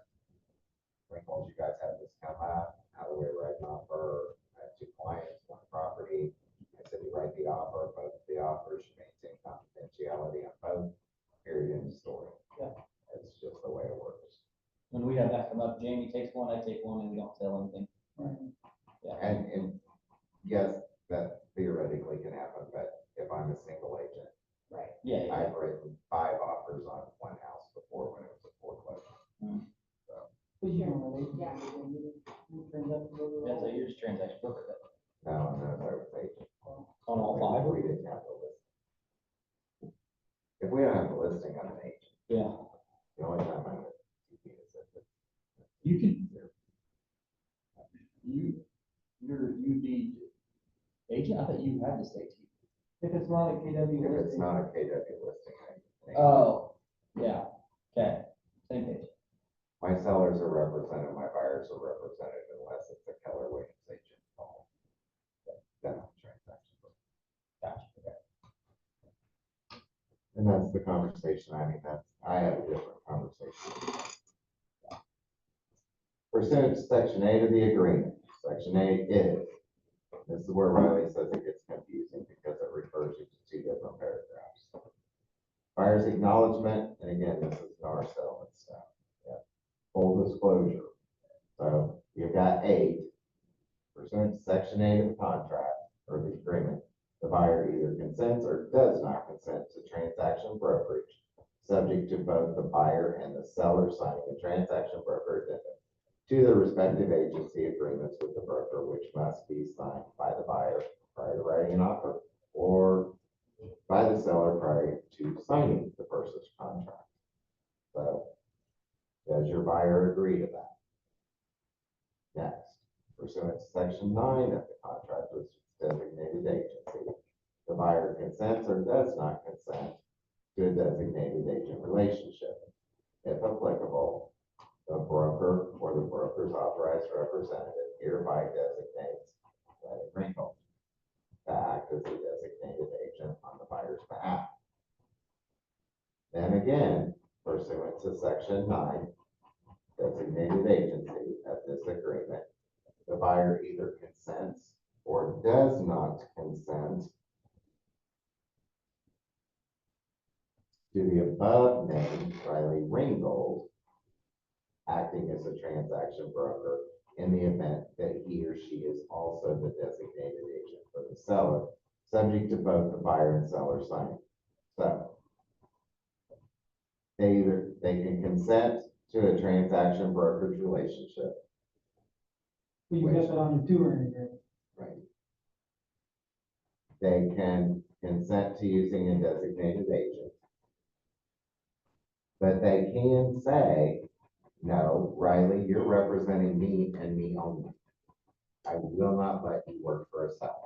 And then they would write, does not consent to Riley to act as a transaction broker. But for a normal buyer, you would have, does not consent on the E and F of those 8 consents. Now, if it were me, I'd have all 3 consent. Because then Well, you yeah, covered because you're every a option. transaction broker. Right, but you need to be too. You need to get them to sign that piece. To consent to being a transaction broker? Even though F covers that? I don't understand. Why would I be a transaction broker if I wasn't also the listing agreement? Why do we need D? Oh, yeah, no, you're right. Okay, So you would be, yes, yes. does not consent, consent. And then that explains what that is. Cost of services, disclosure of buyer's identity, non-assignment agreement, attorney fees, lack of exclusivity, electronic signatures, acknowledgement, received agreement, entire agreement, form agreement, and recommendation for legal independent counsel. Now, we did pull this from the contract to put it in the buyer's agency for a very specific reason. Your buyer needs to know that website is out there before you sit down and write an offer. So they have the opportunity. And so you can tell them up front, look, any and every property we go look at, if you have a concern about crime, here's the website, go look at it, research it before we ever write an offer. I have no duty to give you that information. Have we had recent issues with them? Have we had recent issues with them? And somebody saying, What I can tell you is I had an agent who, this hasn't been real recent, but I had an agent representing themselves, designated agent representing themselves, go under contract for a townhouse. Everything was fully signed, executed everything. The next day, I got a call from said agent, said I need back out of the contract. I'm like, we took your offer, but nobody else's, because I knew this was gonna fly. Yeah, well, I pulled up the address, I can't live next door to the other duplex, we have a history and there's a. I'm like, did you not look?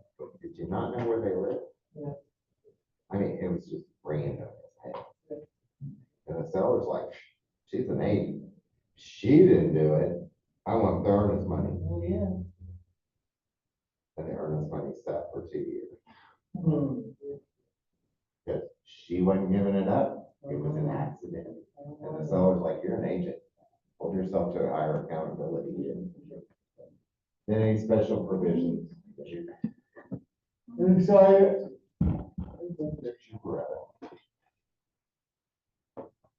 Any questions on that document?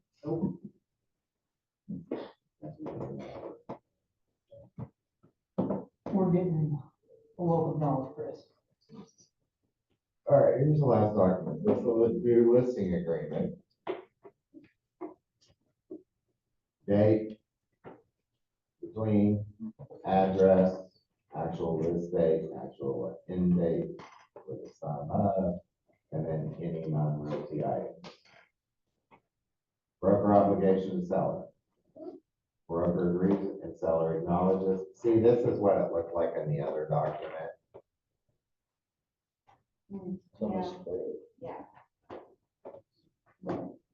Market the property at the broker's cost and expense, perform the terms of the written agreement, promote the interests of the seller, present in a timely manner all offers to and from the seller, broker shall present all offers to the seller, which such offers received prior to closing the sale unless the seller agrees to one of the following provisions.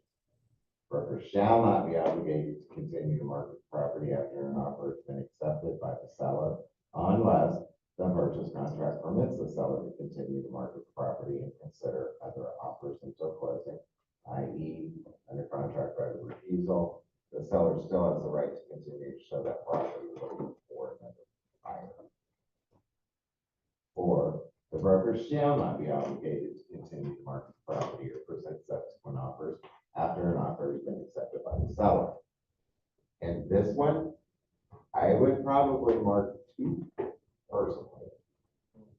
Otherwise, when do you call Yeah. I kind of like the edges. Never really had that big of an issue with it, but I kind of like it that's done right now. Because really, I've always hated when like somebody calls me like 2 weeks after we've been under contract, I'm like, well, I want to go ahead and verbally, whatever, send this over, and I'm like, well, I gotta tell them now, this keeps us from having to worry about it? Right. This one says, no, I no longer have to offer. I have a document that says, I no longer have to present offers.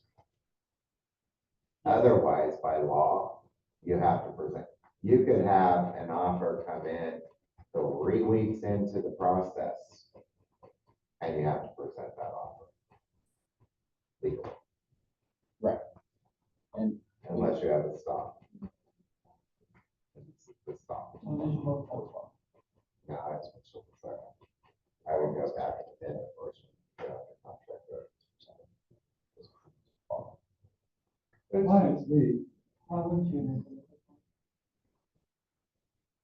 Because it shall not be obligated to continue to market the property, or unless the purchase contract permits the seller to continue to market the property and consider other offers. Right? Because then you don't have to market the property unless you have right of refusal and stays an amendment later. So that's the contract permit. Right. So you don't have to. Unless you get a right of refusal.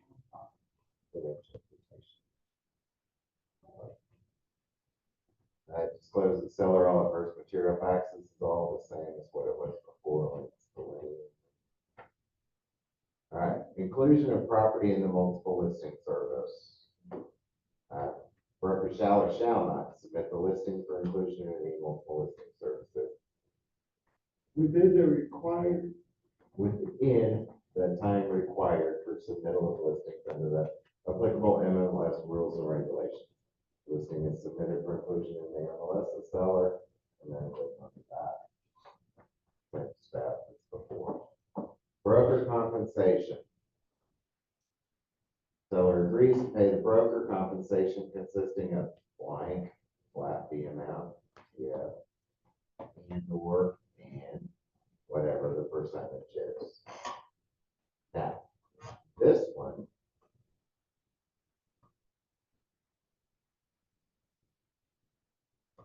If they were going to do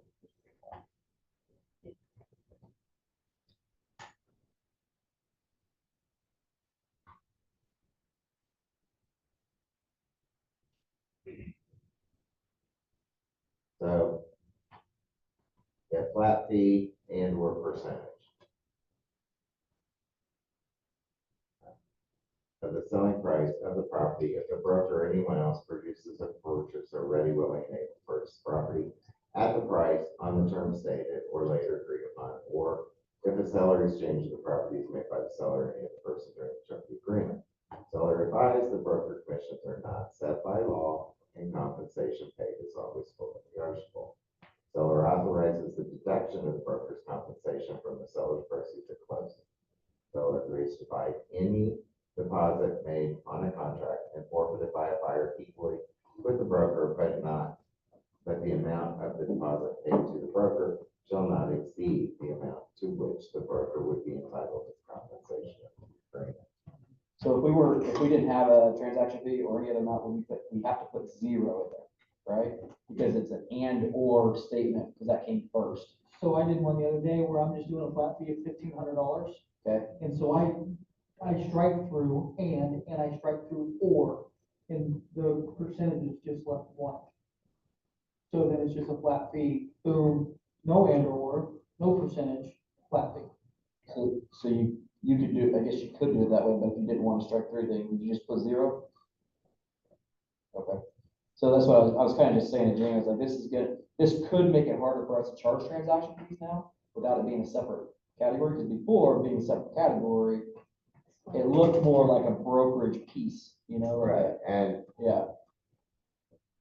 I am not sure why they took transaction brokerage fee out of all of the agreements. I don't know. Who's they? The majority of this was written by both.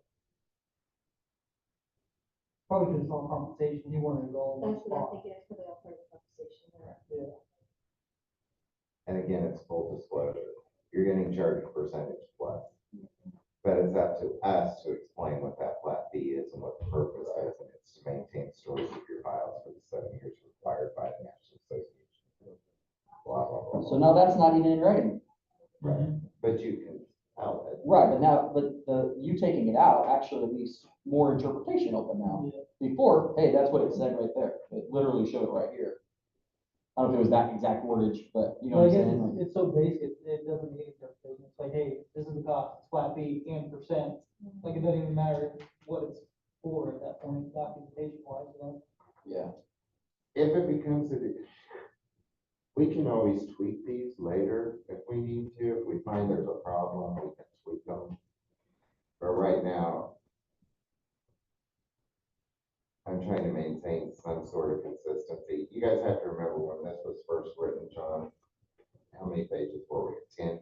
Yes. And we got it down to 6. So, I mean, there's just, It's just like a tricky amount. We were all doing the same Right. thing, and then within no time at all, we all found workarounds and got right back to business. right. And that's what's gonna happen here. Just don't Yeah. overrun the commission piece and that. Yeah. Just don't jack with that. Protection period is 90 days if left blank, no later than 10 days. You can provide proof of whoever, to ensure that you get paid. All right, seller's authorizations to broker. This is different. These two sections are important.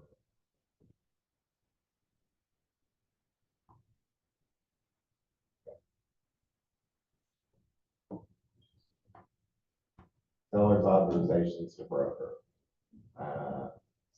Obtain any and all records and information concerning the seller's property from the appropriate governmental agencies and other entities. Cooperate and share the compensation payable to the broker under this agreement with other licensed real estate brokers who have been employed as buyer's agents, designated agents, transaction brokers, subject where applicable to authorization. So, is your seller willing to offer cooperation to buyer agents, yes or no? That should always be yes. They're always gonna talk. Offer compensation to the buyer agent, yes or no? Now, again, you guys, when you're filling this out, make sure you mark yes to this. Because if you don't, I don't get paid. brokers don't get paid. Okay. 'Cause then it goes on to, are you gonna offer cooperation to designated agents? Yes or no? Are you going to offer cooperation and compensation to transaction brokers? Yes or no? This is where people are like, well, yeah, your TV, I'm only gonna give you 2% because I'm carrying the phone. Or I'm only gonna pay you 1%. But again, you have to be really careful because it could be your broker, it could be yourself. It could be, I mean, I'd be real careful when I was having my client fill this out because you need to project what could happen in that sense. So let's say we have that like that, what's the procedure if we decide, once the agreement comes in, that, let's say we have 3 and 3, right? And the agreement comes in, I decide I am representing, both sides of the deal, right? Can I go down to 2? Got to do an amendment, new document, or just amendment? You have to collect what is agreed upon. Okay, so it can change, just use the amendment to change it. Okay. Okay, that's what you were saying, I don't want to say it out loud. Now, all parties agree commission shall be reduced to 4% overall, 3 to the listing side, 1 to the buyer side. Cool. However, Perfect. I think theoretically what they would like to do is get rid of the double-sided.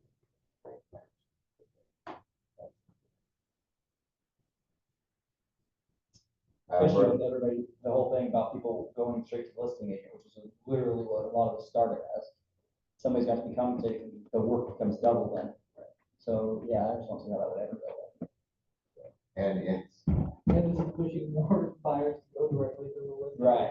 agent. So that's even more important for you to add Yeah. transaction broker. Exactly. brokerage relationship, they consent to a consent, they will consent to transaction brokerage, will consent to designated agent relationship, and will consent or not consent for the designated agent to become a transaction broker.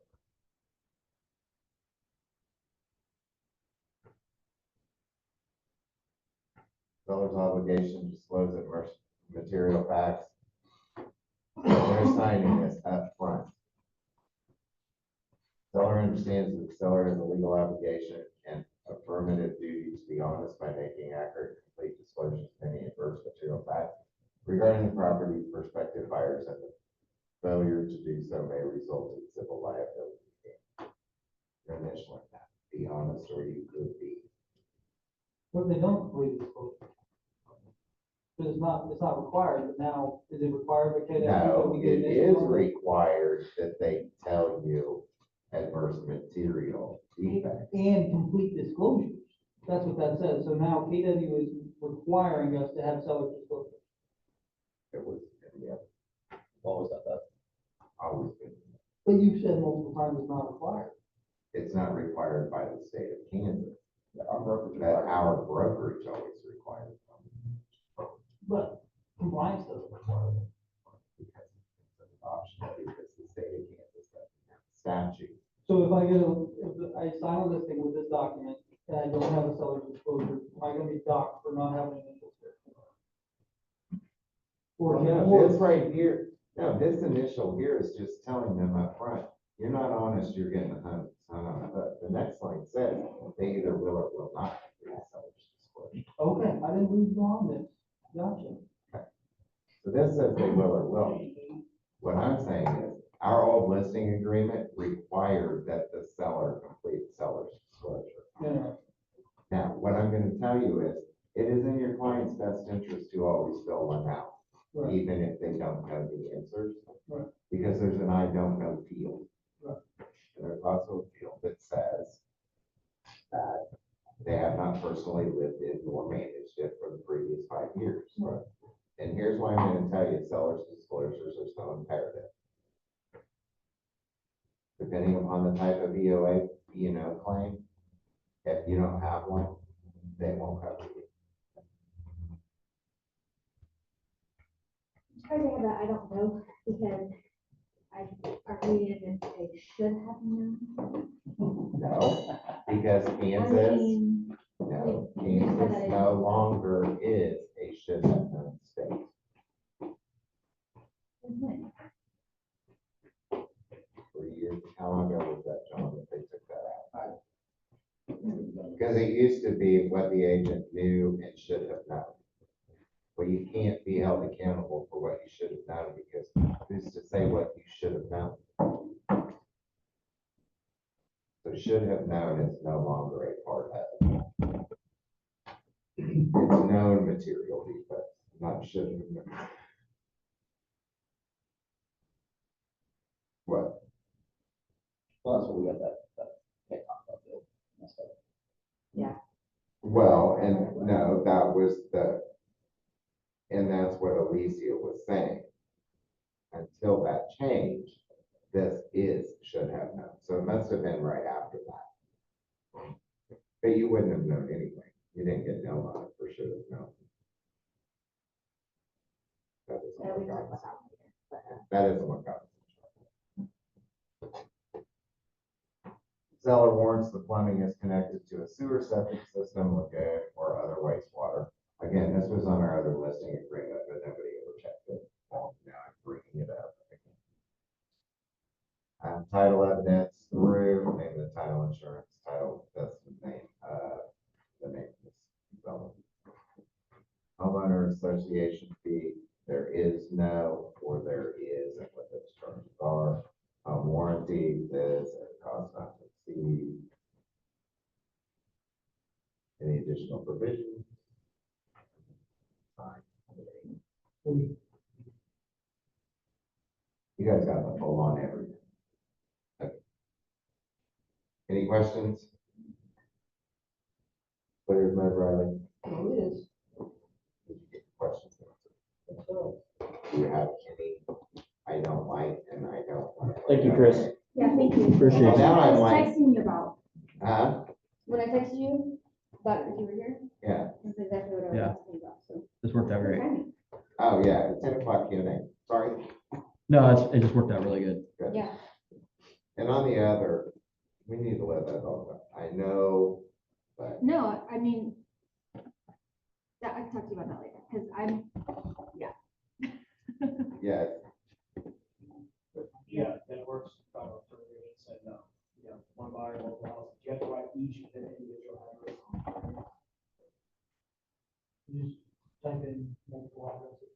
Like, you got very specific. I wasn't sure.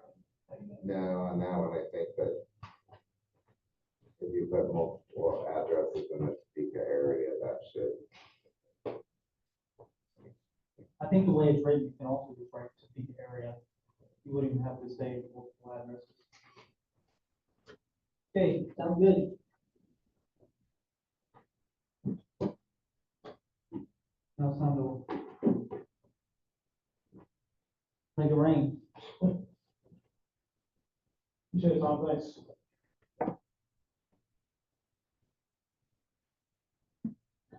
You sleeping?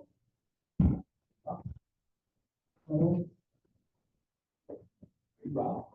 he asked if you'd fallen asleep.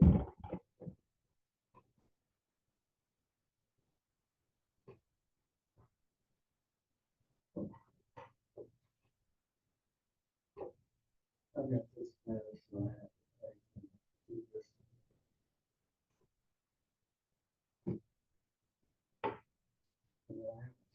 If I take it a certain time, that's wrong, that's too much. Been browsing? Yeah. Did that help today then? Yeah, Are you more confused than that? there's still I some. got a question, when I get licensed, or we'll be going on this again.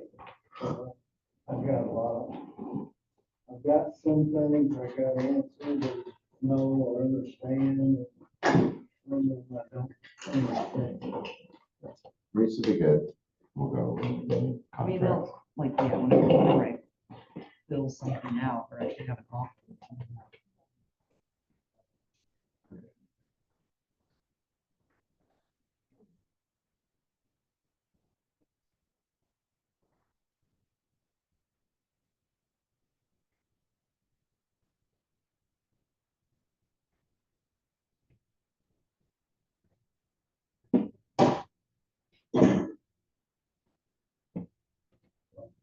Excuse me.